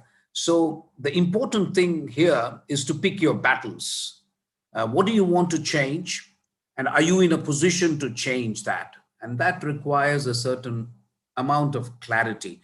I was asked when I had already finished 20, 25 years in the Foreign Service, I was asked, what kind of a boss do you like? And what kind of a boss do you hate? And I was very clear. The best boss is not somebody who's particularly bright or intelligent or whatever. The best boss is one who's able to give you clear instructions. And the worst boss is the person who keeps on changing his mind, who himself doesn't know what he wants, keeps changing the goalposts. So that is why I want to begin by saying that there is so much choice out there, whether you want to study in a university, whether you want to choose a vocation, you want to choose a profession. There is so much choice out there that it can be mind-boggling. And so it's important you undertake a typical SWOT analysis, which is strengths, weaknesses, opportunities, and threats. At least analyze your strengths and see what your personality comprises of. Knowing yourself is a big thing. There are people who kind of go from cradle to grave without knowing themselves, and that's also possible. But I would urge all of you to at least know your strengths to begin with. So clarity of thought and knowing your strengths is important. But let me also say that my advice to young people is always that try and dream big. There is no sense in dreaming small, frankly. I mean, it's small men and women who will dream small. So what do I mean by dreaming big? I remember I belong to the south of India, and while I was already an undersecretary in the Ministry of External Affairs, a nephew of mine came and said to me that I want to work in a barber shop, hairdresser shop. And I think he was trying to provoke me because I was trying to tell him that, listen, you must write the civil service exam or you must get into top universities, do well, the usual, you know. And he said, no, I want to really work for a barber shop or a hairdresser. So I thought about 3 minutes on the point this young person was making to me. And I said to him, well, I have no problem with that. If you do want to work in a barber shop, that's fine. But then your goal should be Javed Habib. You know Javed Habib, right? The guy who has a lot of hairdressing franchise all over the country. So try and be big in that area. So the first important thing that I want to convey to you, in addition to clarity of thought, knowing yourself, is you have to dream big. It makes no sense to kind of say, I am going to settle for mediocrity. That is simply not on. But as I said, I'm not asking everybody to go to Harvard. I'm not asking everybody to top the civil services exam. So pick an area depending on your strengths. And once you have picked that area, try be the best. So you have to dream big. You cannot settle for mediocrity or second class. Once you have done that internal analysis and you've chosen your vocation. And I think you have to be the best you can be. So I also firmly believe that not all are born equal, not all are equally gifted as well. So it would be unfair to impose artificial goals on different people. That is not on. But once you have decided this is what it's going to be the best you can be. You know, everybody cannot be a Shah Rukh Khan or a Sachin Tendulkar or a Roger Federer, whatever, but you have to be the best you can be. If you are capable of achieving something and you then settle for mediocrity, that is not acceptable. That is simply not acceptable. I'm not saying everybody should achieve the same level. That is very, very difficult. You know, we are all differently gifted, if you like, you know, differently able, differently gifted. So I think it's important that you try and be the best that you can be. At the Jindal Global University, where I've taught for 4 years now, we are trying to impart 21st century skills in students who come and study there. So what are these 21st century skills, which I think are extremely important for someone your age, right? So what are these skill sets? So the first thing that I want to say when it comes to acquisition of skills is that you are not going to be in the same situation as I was. I spent 36 years in the Indian Foreign Service, just being a diplomat. I'm afraid that is not going to be the case for most of you. I'm not saying all, but most of you. Most of you will keep changing every 5 years. I've got 2 grown children who are in Canada and they're working there, and they keep telling me the same thing. Every 5 years, you will be made to unlearn what you learned and relearn new things. That is just going to be your fate. That is the generation to which you belong. You are not going to have to say that I'm going to acquire a particular skill set and I'm done for my life. No. So the kind of disruption we are seeing, the kind of technological changes that are coming are so huge that you are going to have to learn and relearn and again unlearn and then relearn. So what is the skill that is required? The skill that is required is your ability to learn new things. That's what I'm coming to.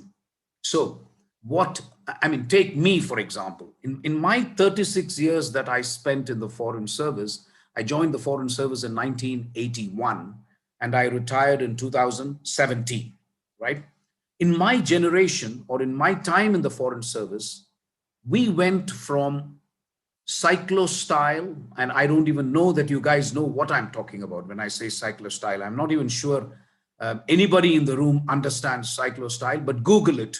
You will know it's an ancient equipment that is used like a fax machine. You get your fingers all black and dirty, and you use it for reproducing scripts, okay? So we went from cyclo-styles to fax to the laptop, and then to mobile phone, and then to social media. Those are the changes I saw in my 36 years in the Foreign Service, and the way diplomacy was practiced In 1981, when I joined the Foreign Service, it bore no resemblance to the time when I left the Foreign Service and when diplomacy was practiced. In my time, when an American president or a French president visited India, there would be a proper intimation of the visit by the official spokesperson for the Ministry of External Affairs. There would be an officer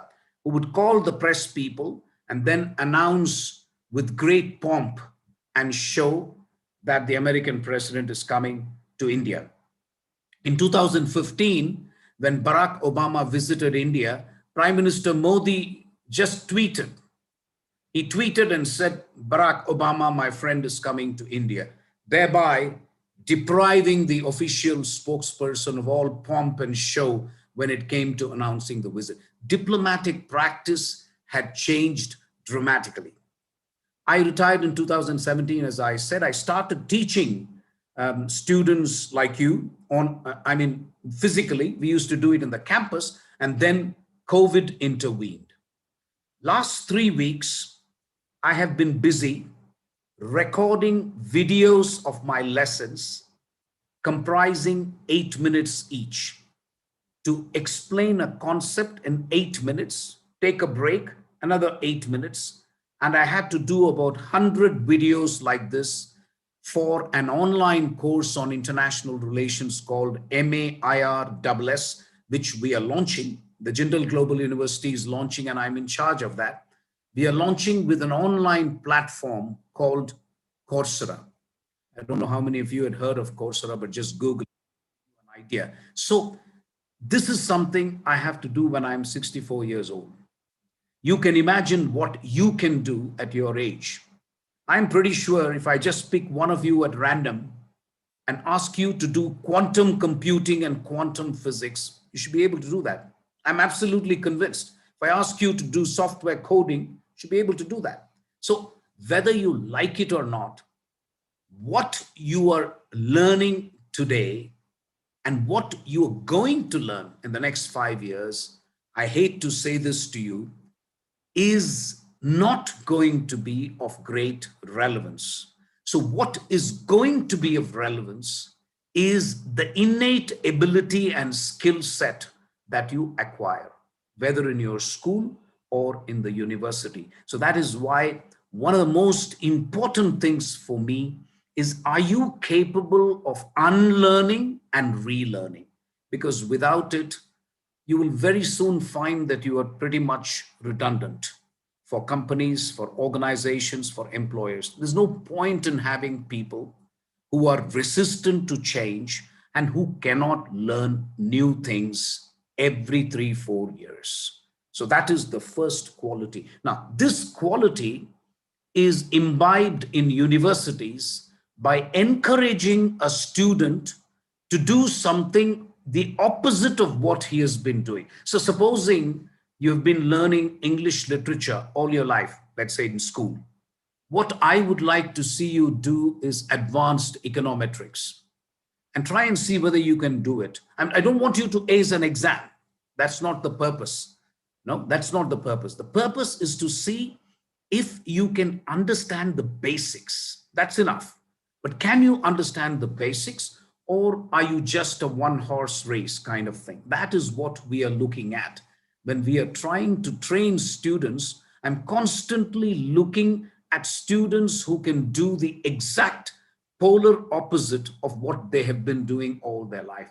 That is what will give you this skill of unlearning and relearning, which I'm afraid is going to be your fate throughout your life.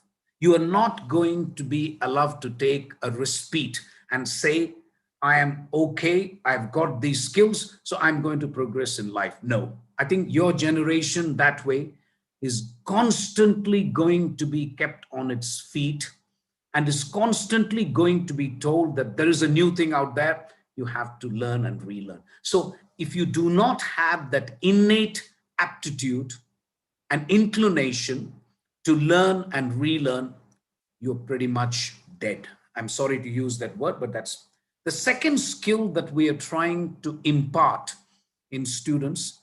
at the Jindal Global University, and I hope some of you will join, if not some, at least many will join, is critical thinking skills. So what do I mean by critical thinking skills? What are they? So one of the things, and you know, as you can imagine, in the Indian Foreign Service, I've traveled about 76 countries in the world. When somebody asked me when I was 10 years old, what is your ultimate dream? I said to them that I want to visit 100 countries before I die. So I've been keeping track, and I've just done 76. So I've got to do about 24 more. It's not easy because, you know, you have to keep going to small countries. And I have been to some of those countries, the names of which you cannot even recognize, like Malabo or Brazzaville or Kinshasa, places like that. Exciting. So that excites me. And that's one of the reasons why I joined the Foreign Service, by the way. So what I'm trying to tell you is, when I go around the world, there is general appreciation for Indians and their intellectual ability. Nobody questions that. Indians are known to be smart. We are known to be intelligent. There's no problem. So what is then the problem with the Indian education system? What is the problem? So the problem is well known. The problem is we emphasize rote learning, what is known as rote learning. That is a huge emphasis on facts, figures, information, to the detriment of creativity, thinking, and other aspects that actually bring to life an innovative thing to thinking, if you like. So we discourage innovation, creativity, and we focus on facts, figures, and information. So this is a fundamental imbalance in the Indian education system. Now, it is easy to say this, I understand, because of the numbers involved. We are not able to devise a system by which you can test creativity, innovation, and you know, thinking. You need separate kind of tests for those, and we are not ready with those when you are dealing with millions and millions of students. I mean, you can criticize the UPSC exam, for example. There are engineers who take political science as a subject, and they do well in the civil service. In my view, that is wrong. I think an engineer should be told you have to take engineering as a subject, but they won't. So we have some issues because of the numbers involved. But be that as it may, almost every employer believes in India that people who are coming out of universities and schools in India are totally unemployable. You know, Narayana Murthy, who's a friend of mine and who's the kind of father emeritus, if you like, of Infosys, he used to tell me that our engineers are thoroughly unemployable. So why does he say that? Why do employers believe that people who get out of the Indian system are smart but are not employable? And the reason is we focus so much on facts, figures, and information, and we discount creativity, innovation, and thinking so much that you are not able to perform when you are faced with a situation that presents itself as a challenging situation. So that is why the Indian system is good at turning out people who can memorize, who can have mastery over facts and figures, but then have to be trained on the job with a lot of money and time and resources. Now, this is something Google can do. This is something large companies can do, and so on. But small companies do not have the patience to kind of recruit you and then spend a lot of time on training you, only to see that after 3 years you will leave them and then go join Goldman Sachs or Citibank or Procter and Gamble. So the second thing that we are trying to do at Jindal is to impart critical thinking skills. And let me take a moment to explain what those critical thinking skills are. I'll stop at 2 o'clock, by the way, so that we have a bit of time for interaction, because I suddenly looked at the participants and I find that there are 400. I don't know if this is the right number, but in which case there is bound to be a lot of questions as well. So critical thinking would be a 3-step process in my view. First, you should know where to look for facts. And this is not easy. in this day and age where you have fake news and so on, it is very, very hard to find authentic news and authentic factual information. So that is the first thing that you have to master, and it comes by experience, obviously. Second, once you have that information, try and look at beliefs and values which are exactly opposite to what you hold. So if you are doing a report, shall we say, on the pandemic in India, and you've got an opposition newspaper which says the government has completely screwed it up, there are millions and millions of people who have died, these deaths are and these deaths were avoidable, blah, blah, blah. What do? You try to look at what the challenges were for the government. Put yourself in the shoes of the government. That's what I'm saying. And see whether you could have done it any better. Yes, some areas, obviously, you could have done better. For example, could have ordered the vaccines in time, but then you were lulled into complacency because the first phase went off well and you thought, okay, it's finished. So to some extent, the virulence of the second mutant virus took everyone by surprise. So then come to a conclusion. So you start by looking at information sources which are authentic.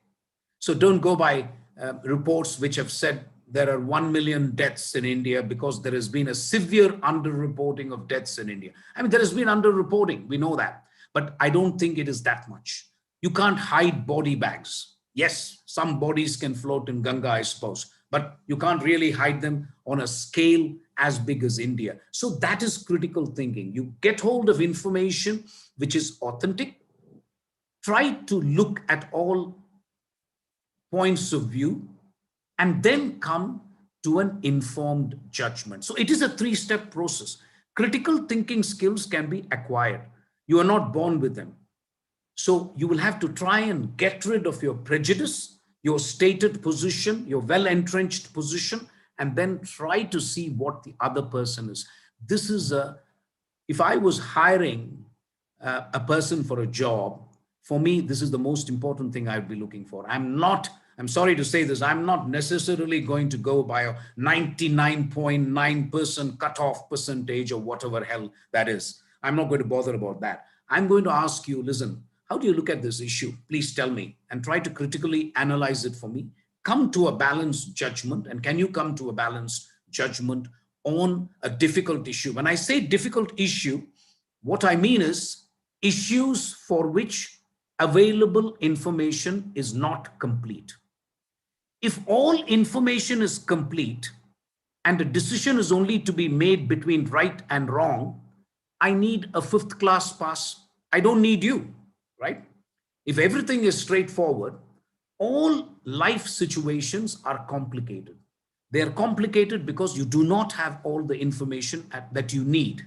So you will have to make these decisions on the basis of available information, which is always be insufficient, which will never be complete. Because if it is complete, I could ask somebody from the kindergarten to give me a judgment. Why do I need you? Right? So that is the first thing that you must understand about this critical learning skills. The other thing which I'm going to insist that most of you should possess is, and it's an interesting concept that I was thinking to myself what to say to you, I would call it disrupting skills. Can you disrupt?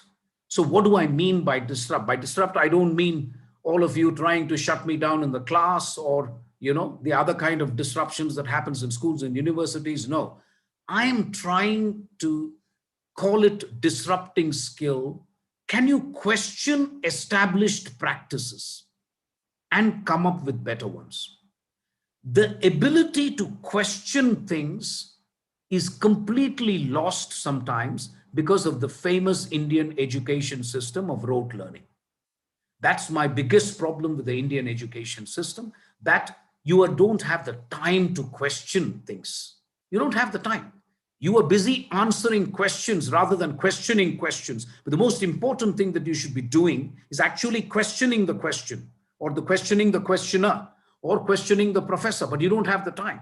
You are busy answering the question. So what can I expect? You know, so disrupting skills. I mean, look at what this young business entrepreneur in India, and if you don't know him, you should Google him up, called Ritesh Agarwal, who has come up with the concept of the Oyo hotel chain. I mean, this guy was basically penniless. He had 10 rupees in his pocket, I think. He just from a small town in Orissa. He'd never seen the world, didn't go to the best schools in the country, couldn't speak English with a clipped Oxford accent, and so on and so forth. But what he did was, he was looking at a lot of unused hotels in third tier and fourth tier cities in India. And he decided something had to be done. So he took all these addresses, put them on a website, and said, these will be remodeled. So he went to the owners and said, why don't you whitewash it?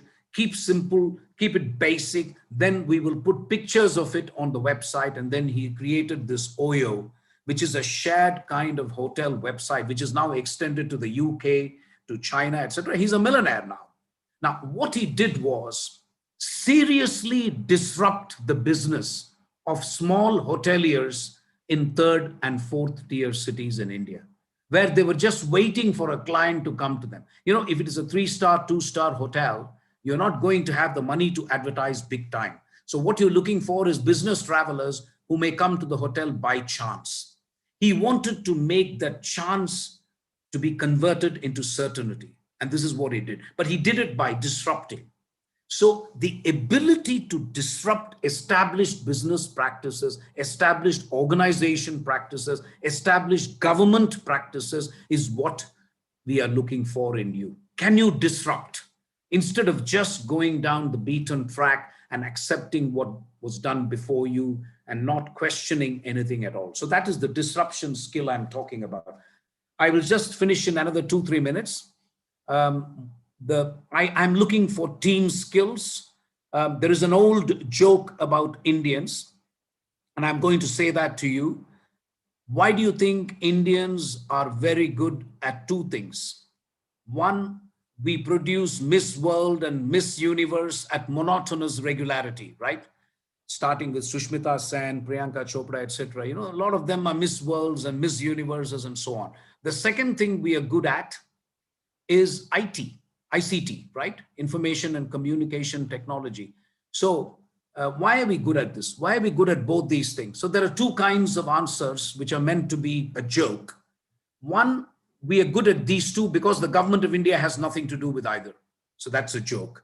You know, the government normally tries to interfere. The government doesn't really do anything. So that's one joke at the expense of the government. The second, more substantive reason as to why Indians are good at ICT is an answer given to me by a tech employee from Google when I was posted in Paris as ambassador. He told me the reason why Indians are good at ICT is because there is one Indian and one laptop. He said, the moment you put 2 Indians, you've got trouble. And this shocked me no end. I said, that's not true. He said, it is true.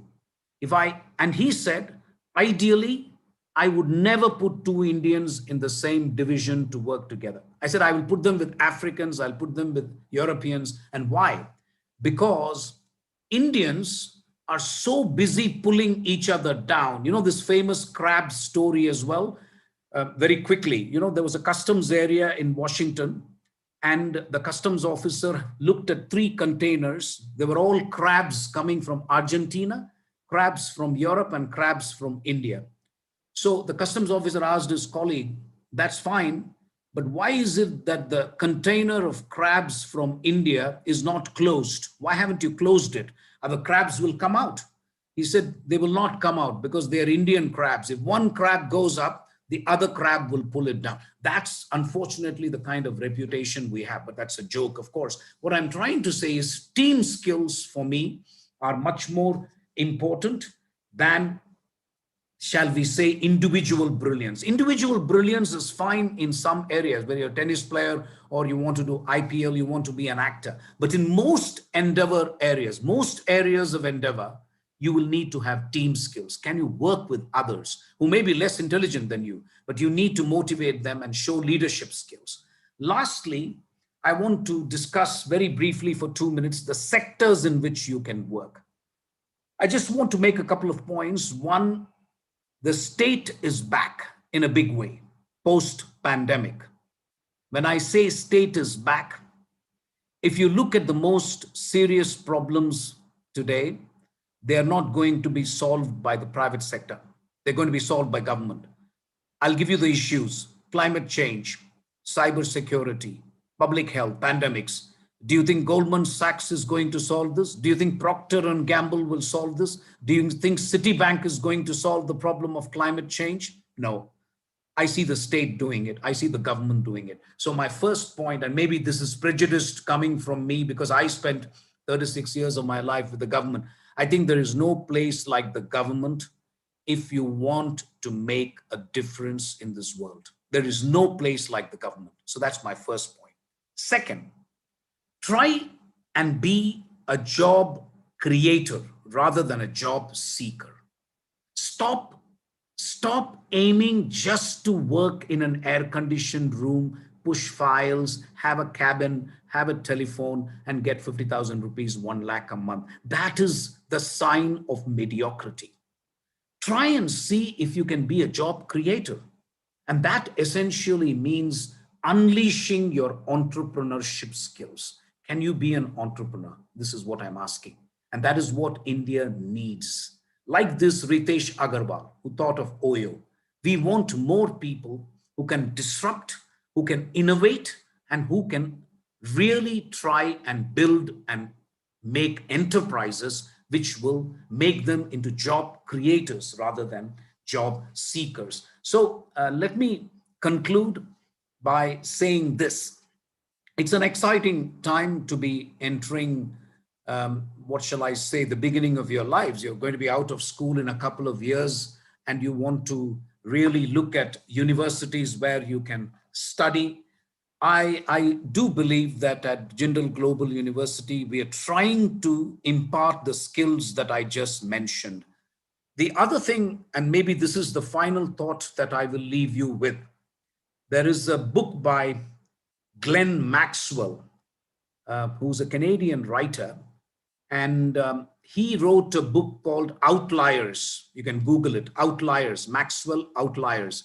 And he was discussing why Beatles became an all-time fantastic music group, why Roger Federer became a great tennis player. And he uses a rule of thumb called 10,000 hours of practice. Bill Gates was doing software coding and using the computer when everybody else was sleeping. And that is because the university to which he went, Bill Gates, had a big computer in an air-conditioned room those days, and he would go at 12 o'clock in the night and try to use the computer. So there is no substitute for perspiration. You can keep saying inspiration, but at your age, you should perspire. What I mean is you should sweat it out. 10,000 hours of something that you are passionate about, that should be enough. Always choose a vocation or a job in which you don't mind getting up from the bed, going to office with a song on your lips. I've been very lucky. I was passionate about international relations. So even when I was punished by the government and I was sent to a place called Kinshasa, which was the capital of Congo, and it was a godforsaken place, I still enjoyed it. I still said, okay, this is great. I must know something about Congo. Let's go meet people. Let's find out what this country is all about. So in other words, you must make sure that the work you are doing is passionate, because then you will not feel that you're working. You'll actually go to office with a song on your lips. So I'm going to conclude here and say that it was a great pleasure meeting all of you virtually. And I look forward to some questions. So Ankur, do you think I can stop here? Thank you.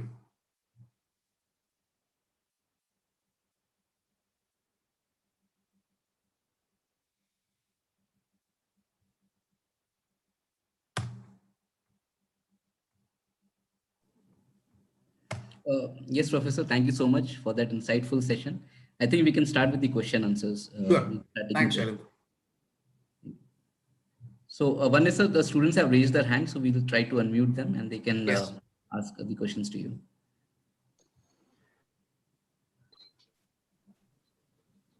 Medika, Jivitesh, you can unmute yourself and you can ask the question, please. Good afternoon, sir. Yes, good afternoon. Go ahead. Sir, I would like to ask you how to come out of that preconceived notion, which is like civil services or government exams are not for people of general class. Sorry, I didn't understand. Why do you think the civil service exam is not for you? I thought this was an exam conducted by the UPSC and everybody has an equal opportunity to take a jab at it. Do you have a different understanding, Medika? No, sir, I don't have it. I also believe that it is for equally everybody, but like the people around me, or it is a common belief system. Like I hear it from many elders. What do you hear? Sorry.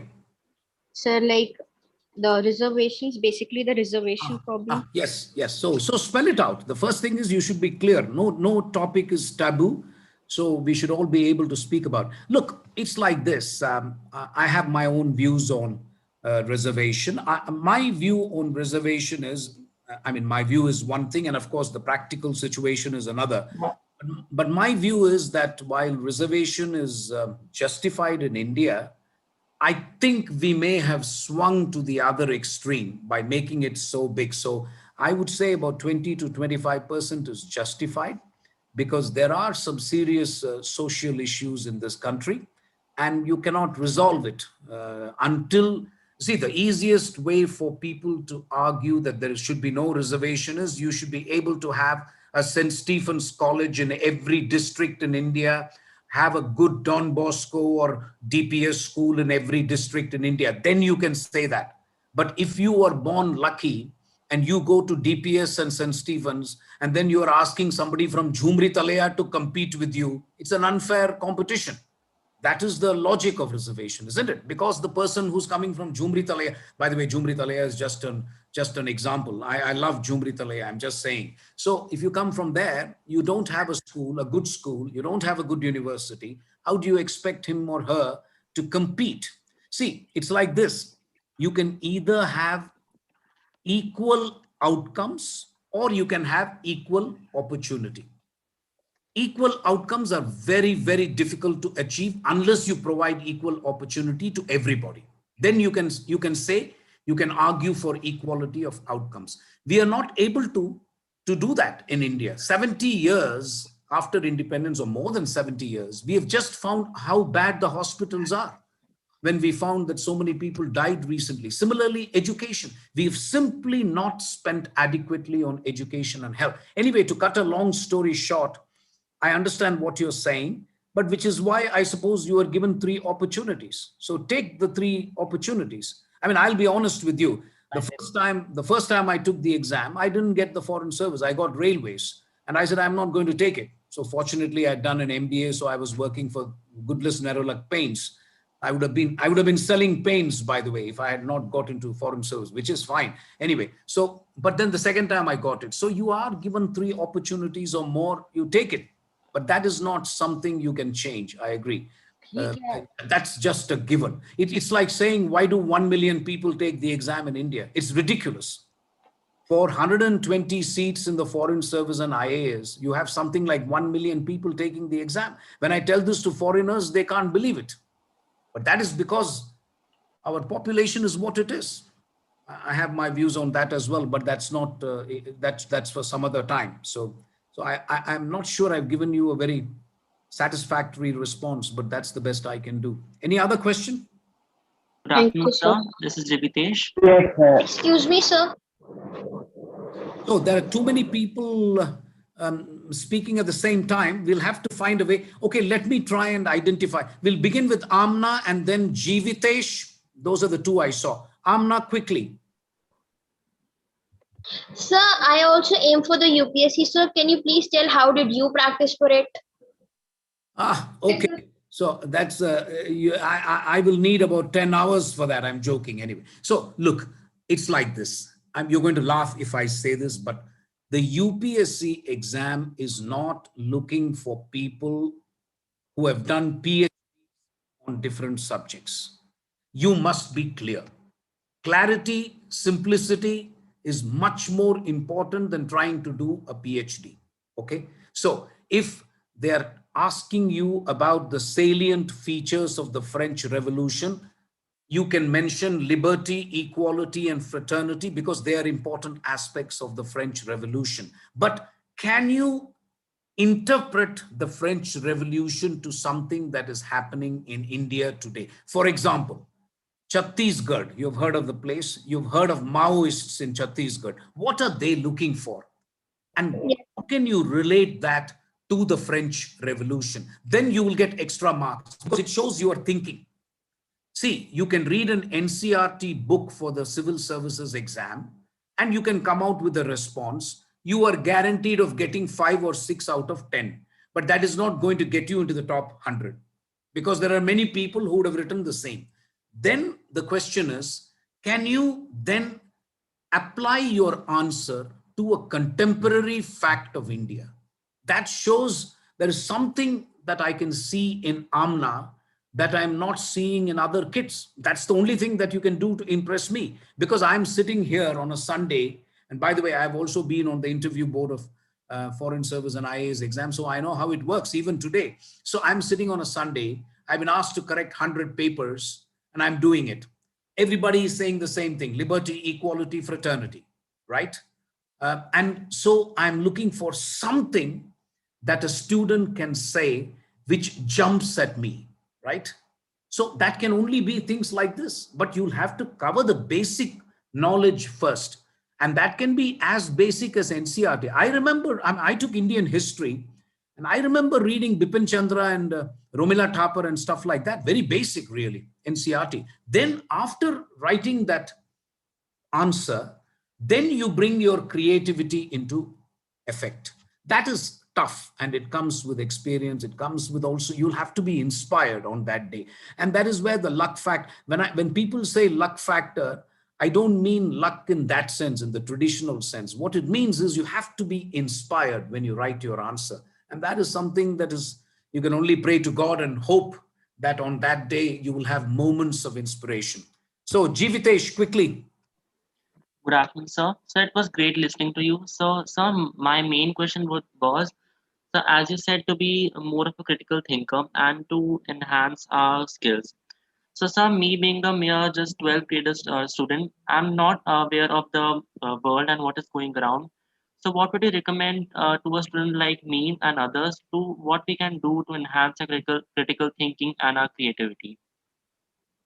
Look, as I said, critical thinking depends on the source of information, your ability to give weight to the different arguments, and then come to a conclusion. So I would suggest you form a small group among yourselves, 2 or 3 people who are like-minded, and hopefully they are not idiots. I mean, you have to be reasonably intelligent to do this. So pick 3 people of your level.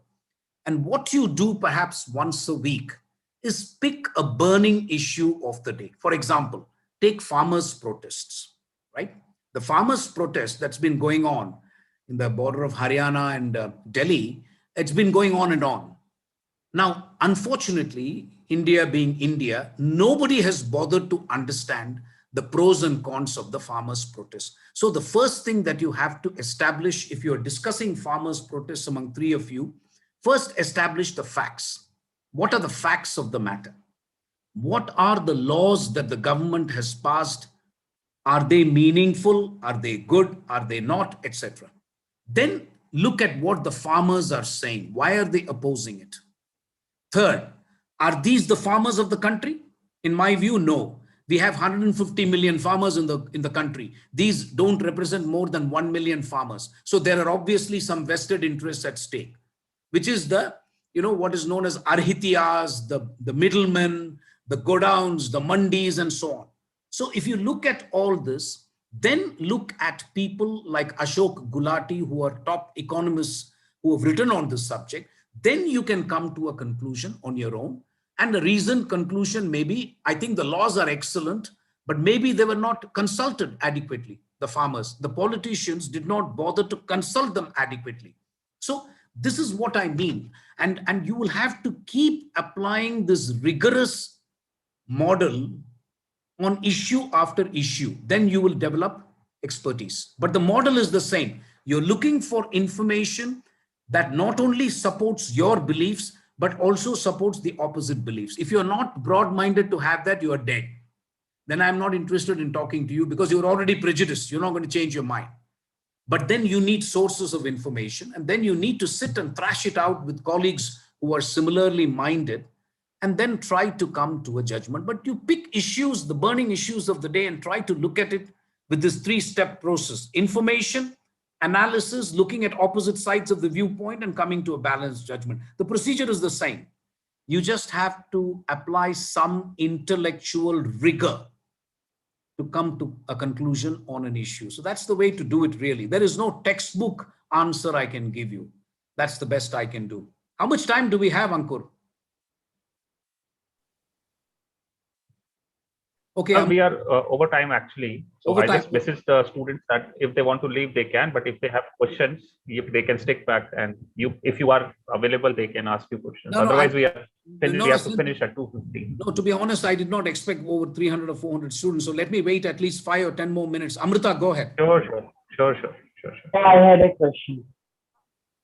Amrita, Dhruv, in that order, please, quickly. Don't waste time. First, I would like to thank you for giving your inputs on mediocrity and critical thinking skills. I actually noted most of your notes so that it would be helpful for me.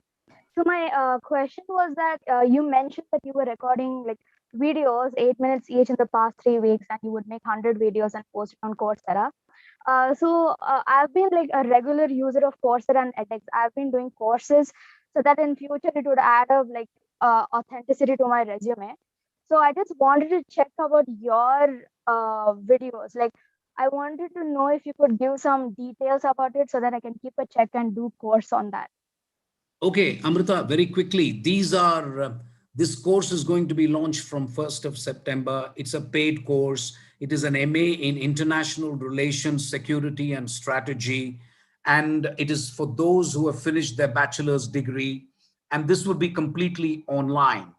I gave that example basically to make the point that even at 64 years, I had to, you have to record yourself, and then the company sends it back to you and says, no, this doesn't sound okay. Can you redo it? So the point I'm making is you have no choice but to keep learning and unlearning and relearning. That was my point. But we will get you details on the MA IRSs. You will find it on the website of the JGU. Yeah. Next. Somebody else? Yes, sir. So, yeah, Dhruv, go. Dhruv first, and then Sneha. Yeah. As you Go said ahead. that, it is better a dream job than 1 lakh rupee air conditioner job. So I had a doubt if there is a lot of risk in a dream job. Like if I want to be an entrepreneur, there's a risk that anyone will buy my products or not. So if I have a 1 lakh rupee like air conditioner job, as you said, won't that be more good, and won't that be like I could fulfill my dreams using that? So isn't that better than a dream job? Dhruv, I am sorry, the voice is, I don't know why you guys have such bad mics. I can barely hear you. I hope you can hear me. I'm not able to hear your question at all. We'll go to Sneha and then come back to Dhruv. Sneha, go ahead. Yes, sir. Good afternoon, sir. I have multiple questions. So the first one is that how can a diplomat contribute to the problems of solving like climate change, safety, etc.? Next one was how can United Nations be a platform for the same? Do you have any insights on how we can be a part of United Nations and in what ways?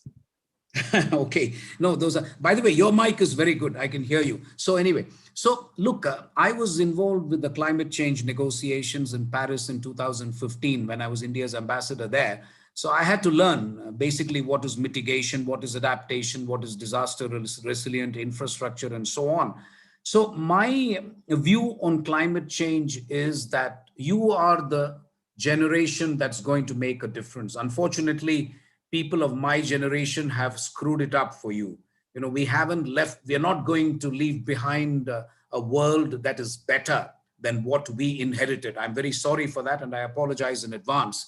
But I hope your generation can make a huge difference to climate change. So my view is the state has a big role to play in a country like India. Look at what we have done with LED lamps. Amazing. What we have done with LED lamps, even countries like New Zealand and Australia are not able to do. So we have been successful in some areas.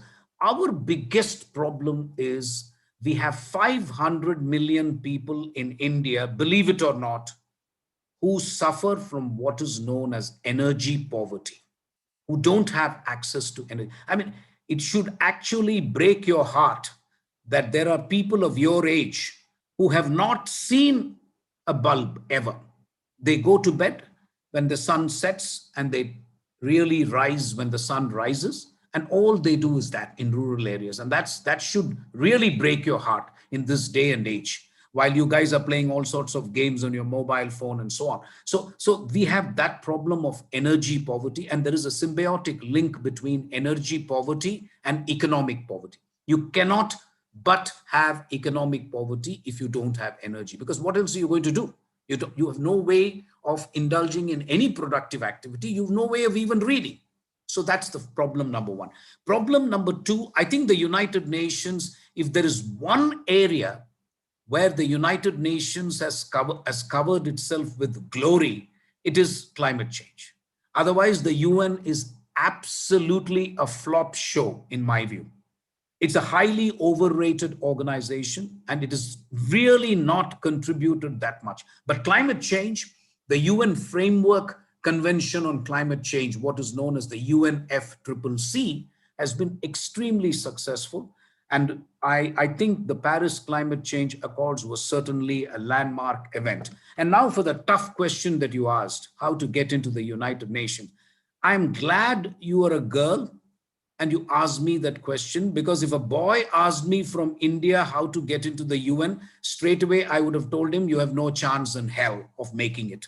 But because you are a girl, I think you have half a chance, because the UN is an equal opportunity employer. So there are basically two ways of doing it. Frankly, it's not great rocket science. One, if you can get into the Ivy League universities, and somehow then get into the young professionals program, that's one way to go. You have to be lucky to make it to Harvard or Yale or Stanford or MIT. Those are all tough places to go to. So I realize what I'm saying doesn't apply to everybody, but give it a shot. The second way of doing it, and perhaps that is the only option for an Indian female, I would not say male, but female, is you try and work for a field office for the UN High Commissioner for Refugees, or the UN Human Rights Council, or the UN, Conference for Trade and Development, especially the UN High Commissioner for Refugees. Are you happy to go work in Rwanda, where nobody else is willing to go? Would you like to go to Lebanon? Can you go to work in Afghanistan, for example, and say, I'm going to work for and then work your way up? That is a better option. You obviously, I don't know your personal circumstances. You have to be pretty gutsy to really be a single girl and then go work in Afghanistan or Rwanda or Kinshasa or Congo, wherever. But I think you'll have to be ready to do that, because it is the field assignments which the whites and others don't want. So there is plenty of opportunity for somebody to do something there. The last way to get into the UN is you join the Foreign Service and then you go on deputation. That is probably better and easier as well. But then getting into the Foreign Service is not easy. Unfortunately, the numbers have become, and it's a ferociously competitive exam. But those are really the different ways in which you can break into the UN barrier. Any other question? Yes, sir. I had a question. You talked about how we don't really have this test to measure for creativity and innovation. So if I have these skills and certain ideas, how do I sort of display them or utilize that I have these skills? So you should start writing. Communication skills, both written and spoken, are absolutely important. You can keep saying, हम हिंदी में बात करेंगे, तमिल में बात करेंगे. You can do all that, but the fact of the matter is English is the language. I keep telling youngsters, and I mean, it's a real tragedy that my generation had such a huge advantage in English. And we lost it because politicians started saying, Matrabhasha mein karo, ye karo. In any case, I am of the view that any Indian should be able to master at least 3 or 4 languages. So it doesn't have to be at the expense of English, by the way. But I think your communication skills have to be absolutely top rate if you want to be creative. My daughter, incidentally, is a creative person. She works for an advertising agency as a senior copywriter. And the only way to do it is really to play with words. And when you're playing with words, you're actually playing with ideas. So a couple of tips. One is, I hope you have heard of The Economist magazine, which comes out of London. Yes, sir. Have you guys heard about it or no? Kiara? Yes, sir. Yes. So Economist sells a style guide for English. So buy that first. That's the basic book. It's called the Style Guide. It's not very expensive. So just Google it or get it on your Kindle, whatever you do. Okay. And then start reading The Economist every week. The first 5 pages. The rest of it is, becomes very technical and so on. The first 5 to 10 pages, The Economist magazine has what is known as leaders. In fact, I must tell you, but you guys are probably late because you're already in 9th, 10th grade. My father, when I was in the 6th, 7th grade, told me every day, go through the dictionary and give me at least half a page. I have to go back and before I sleep, tell my father, these are the words I learned.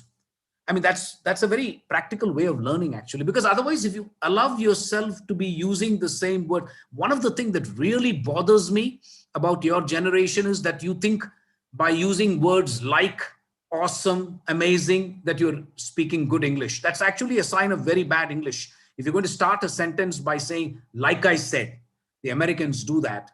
So that's a very, very poor way of communicating. So I would say that read The Economist magazine and at least the first 10 to 12 pages, try and see the way they write. That's the best way. I mean, it's still the best English that is written anywhere in the world by a distance. So take a look at it and try to copy even, I mean, keep a notebook and say, this is how every paragraph starts. There is no harm in it. You can copy them. I'm giving you full permission to copy them. When something is really good, copy it, no problem. Why would you want to reinvent the wheel? When you know something is good, just copy it. So see how a paragraph starts, how a paragraph ends. That's one way to do it. There are many ways to do it. I don't have the time. Last question, guys. Excuse me, sir. Yeah, Rhea, yeah. Yes, sir. Actually, being like almost my entire family is from the defense side. So like a lot of my parents, like they were insisting that like I go ahead for like science and I either become an engineer or, become a computer engineer and all. But like, I don't actually find science that easy. So like I levitated towards commerce, but now my parents are like asking me to switch to science. So like, how do I relatively like convince them to let me continue with commerce?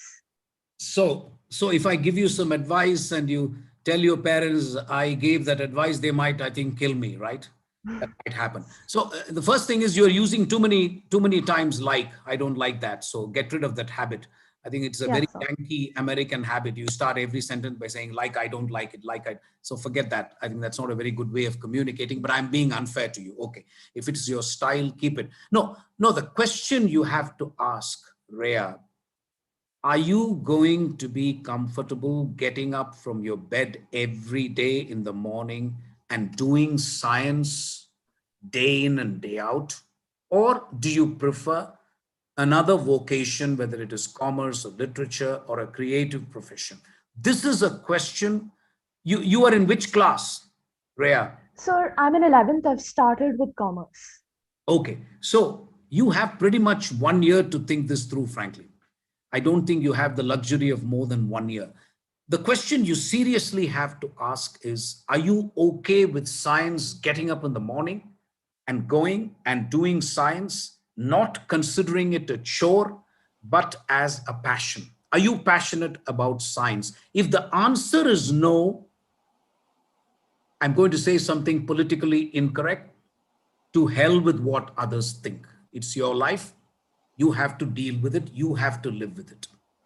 So as politely as possible, as respectfully as possible, tell your parents, listen, this is not my passion. And this day and age, there is no necessity or reason for a person to do something which is not their passion. I wouldn't recommend it myself, but I don't know your circumstances. If you still feel you want to be, following your parents' advice, and if that suits you, go ahead. But the question you have to ask is, are you passionate about science? Now, there are two ways of doing that. One, just pick an area in science, look at that topic, write about it, and ask yourself, was it fun doing it? That's one simple way of doing it. Spend 2 days doing science, whatever subject you want. And at the end of the 2 days, ask yourself, did I feel good about this, or was it a bloody chore? That's the question you have to ask. The second thing you have to do is talk to somebody who is a professional in a scientific organization and ask him or her in your relations, in your circle of acquaintances, ask them, what does this profession have for me? Can you tell me something? So it's always good to talk to someone. See, if you want to become a diplomat, easiest thing is to talk to me, because I spent 36 years doing the damn thing. Similarly, if you want to be a scientist, you should ask a scientist who's working in the Indian Council of Scientific Research, Indian Space Research Organization. Ask them.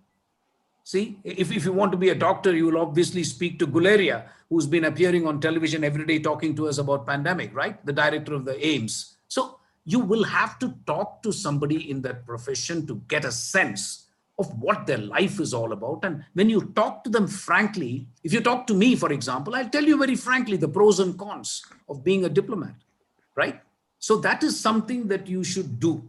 But most important, I would say 2 days, shut yourself out from the world and concentrate on science and see if you're okay with that. If you are not, nothing is worth it, frankly. I don't think you should be forced by anybody to do it. Okay, one last question. After that, I have to go back. Thanks, sir. Actually, I just wanted to ask another small question. Like, Yeah. because if you say, like most of the sites nowadays or the news channels or practically almost everything, most of them are like either biased, either against the government, like towards the opposition parties, or for the government. So, do you have any websites or sites or magazines that you would recommend that don't have a biased view on concepts, so that like we can have a complete view on a concept that we want to study about? So that's a very, very good question, Rhea. Very quickly, because I just want to finish with Yashika Singh as well. She was raising her hand. So Yashika, be ready with your question while I'm answering Rhea, and then we will close this episode. Rhea, it's a tough ask, your question. I think the best way to do it is pick an issue, look at the pro-government point of view, which you will find expressed in certain papers and so on. And then you will find opposition is not, see, for example, you guys are old enough to understand that if I'll give you two newspapers and tell me which is pro and which is anti. Let's take Hindustan Times. It should be very clear to you that most of the time Hindustan Times represents the point of view of the government, right? Yes, sir. It should also be obvious to you that if you read the print, they represent views which are opposite, which are completely anti-government. So you take an issue like farmers' protest, look at the articles written in Hindustan Times, or even better, look at Ashok Gulati, for example. He writes in Indian Express, I would say, is probably the answer to your question, because Indian Express does its best to represent both views, mostly anti-government, I would say, but sometimes it also takes ministers and others who write on issues. But this is the easiest way to do it. Take Hindustan Times print, take Indian Express, you'll get all shades of view. Then make up your mind. Talk to people and make up your mind. Yashika. Okay. Thank you, sir. Thank you. Yashika, last question. Good afternoon, sir. I don't exactly have a question. It's more of a request. I have been interested in becoming an IFS officer ever since like grade 5, and I am in grade 10 right now. I have a lot of questions So can you please share your email ID and I'll mail them to you so that you can answer them at your convenience? Yes, the operative words in your answer is at my convenience, because right now I'm recording these videos, as I said, and I'm really up to my neck. So fine. Anyway, I don't know whether what I'm doing is correct or not. I'm just there you are. Shailendra Singh has already exposed me hugely by putting my email out there. So take a look at it, Mohan at JGU, and send me. I'm happy to do this. I keep addressing the Foreign Service. How old are you, Yashika? I'm 15 right now. 15. Yeah. Your time starts now, lady. Cut out all boyfriends, no movies, no nothing. Just lock yourself in a room and start cramming for the exam. That's the best way to get it. I did that. I'm exaggerating. I didn't do it at 15, but I did do it when I was 18. So you're not very. I mean, don't think you have loads of time. This is my honest view. Right. Yashika, if you're really that keen, let me spend 2 more minutes. First, choose a subject. It's not too late for you. I'm sorry, not too early for you. Choose a subject and choose another subject. You need only one subject, but have a fallback. Go to the market. I think there is a market for these places. Look at all the past 10-year questions. If I were you, I would do it straight away. If it is political science and international relations, past 10 years question papers are available. Start looking at it. 15 years is, there are people in Chennai. I mean, I come from Chennai. I mean, obviously I live in Delhi now. There are kids who are starting at 10 years. So you've already lost 5 years, my friend. So you have to make up. I'm trying to scare you. 15 is fine. Okay. You're still very, very young, but I think it's time you started. Look at 10 years questions. Start looking at the questions and see how you're going to answer them. That's the easiest way to do it. And then, of course, get into the habit of general knowledge, which is, unfortunately, the language situation is very bad. There used to be a time when the Hindu was very good, but now the English is uniformly bad. The Times of India is more particular about showing Priyanka Chopra in Maldives than giving you anything worthwhile. I'm convinced about it now. I don't know why anybody is interested in why these people are going to Maldives and, doing this and doing that. Why is this news? I don't understand. But anyway, maybe I belong to a different generation.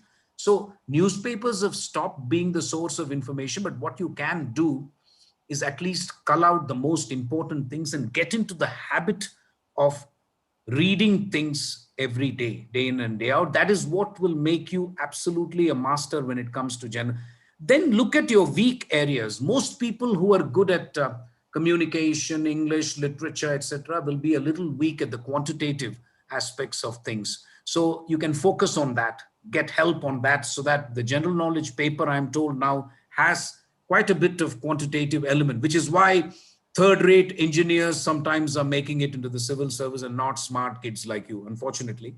But anyway, don't quote me on that one. So I think you can do some of these things and just make it into a habit.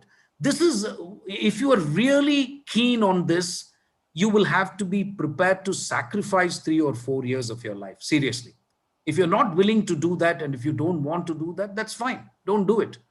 But if that is what you want to do, I mean, I sacrificed 2 years, but that was 1980. These days, you will have to sacrifice 4 years. The competition has gotten that much more intense.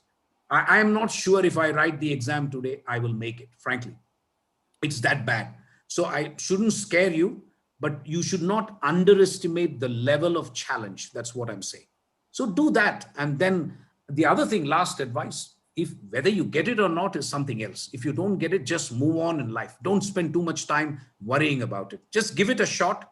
And I would not take it more than twice. But if you feel like taking it, take thrice. But don't be idiotic and take it 5 times or 7 times. That is stupid. There is no point joining the civil service when you're 30 years old. It doesn't make any sense. Take it at the earliest opportunity. Take it twice, maximum thrice. Get the hell out. Do other things in life. This is not the end of the world.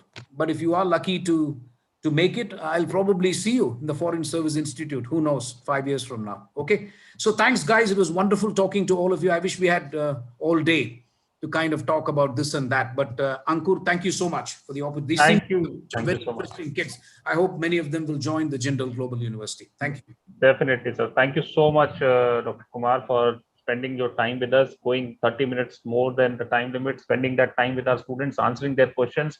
I'm sure students enjoyed it. Thank you so much, sir. With this, students, we come to a close of the day. So we will see you tomorrow morning at 10 o'clock for the next session. Next 2 days are left in the 6-day program. So we will have Friday and Saturday as the 2 days that are left for the summer engagement week. Please feel free to reach out to us with your feedback, comments. I know some of you are already doing that, but we'll be happy to hear from you if you feel the session was good, bad, not good, not interesting. Anything that you want from us, any session that you think will add value, we'll be happy to see if we can help you with that. Thank you so much and have a nice day, and go wish you goodbye.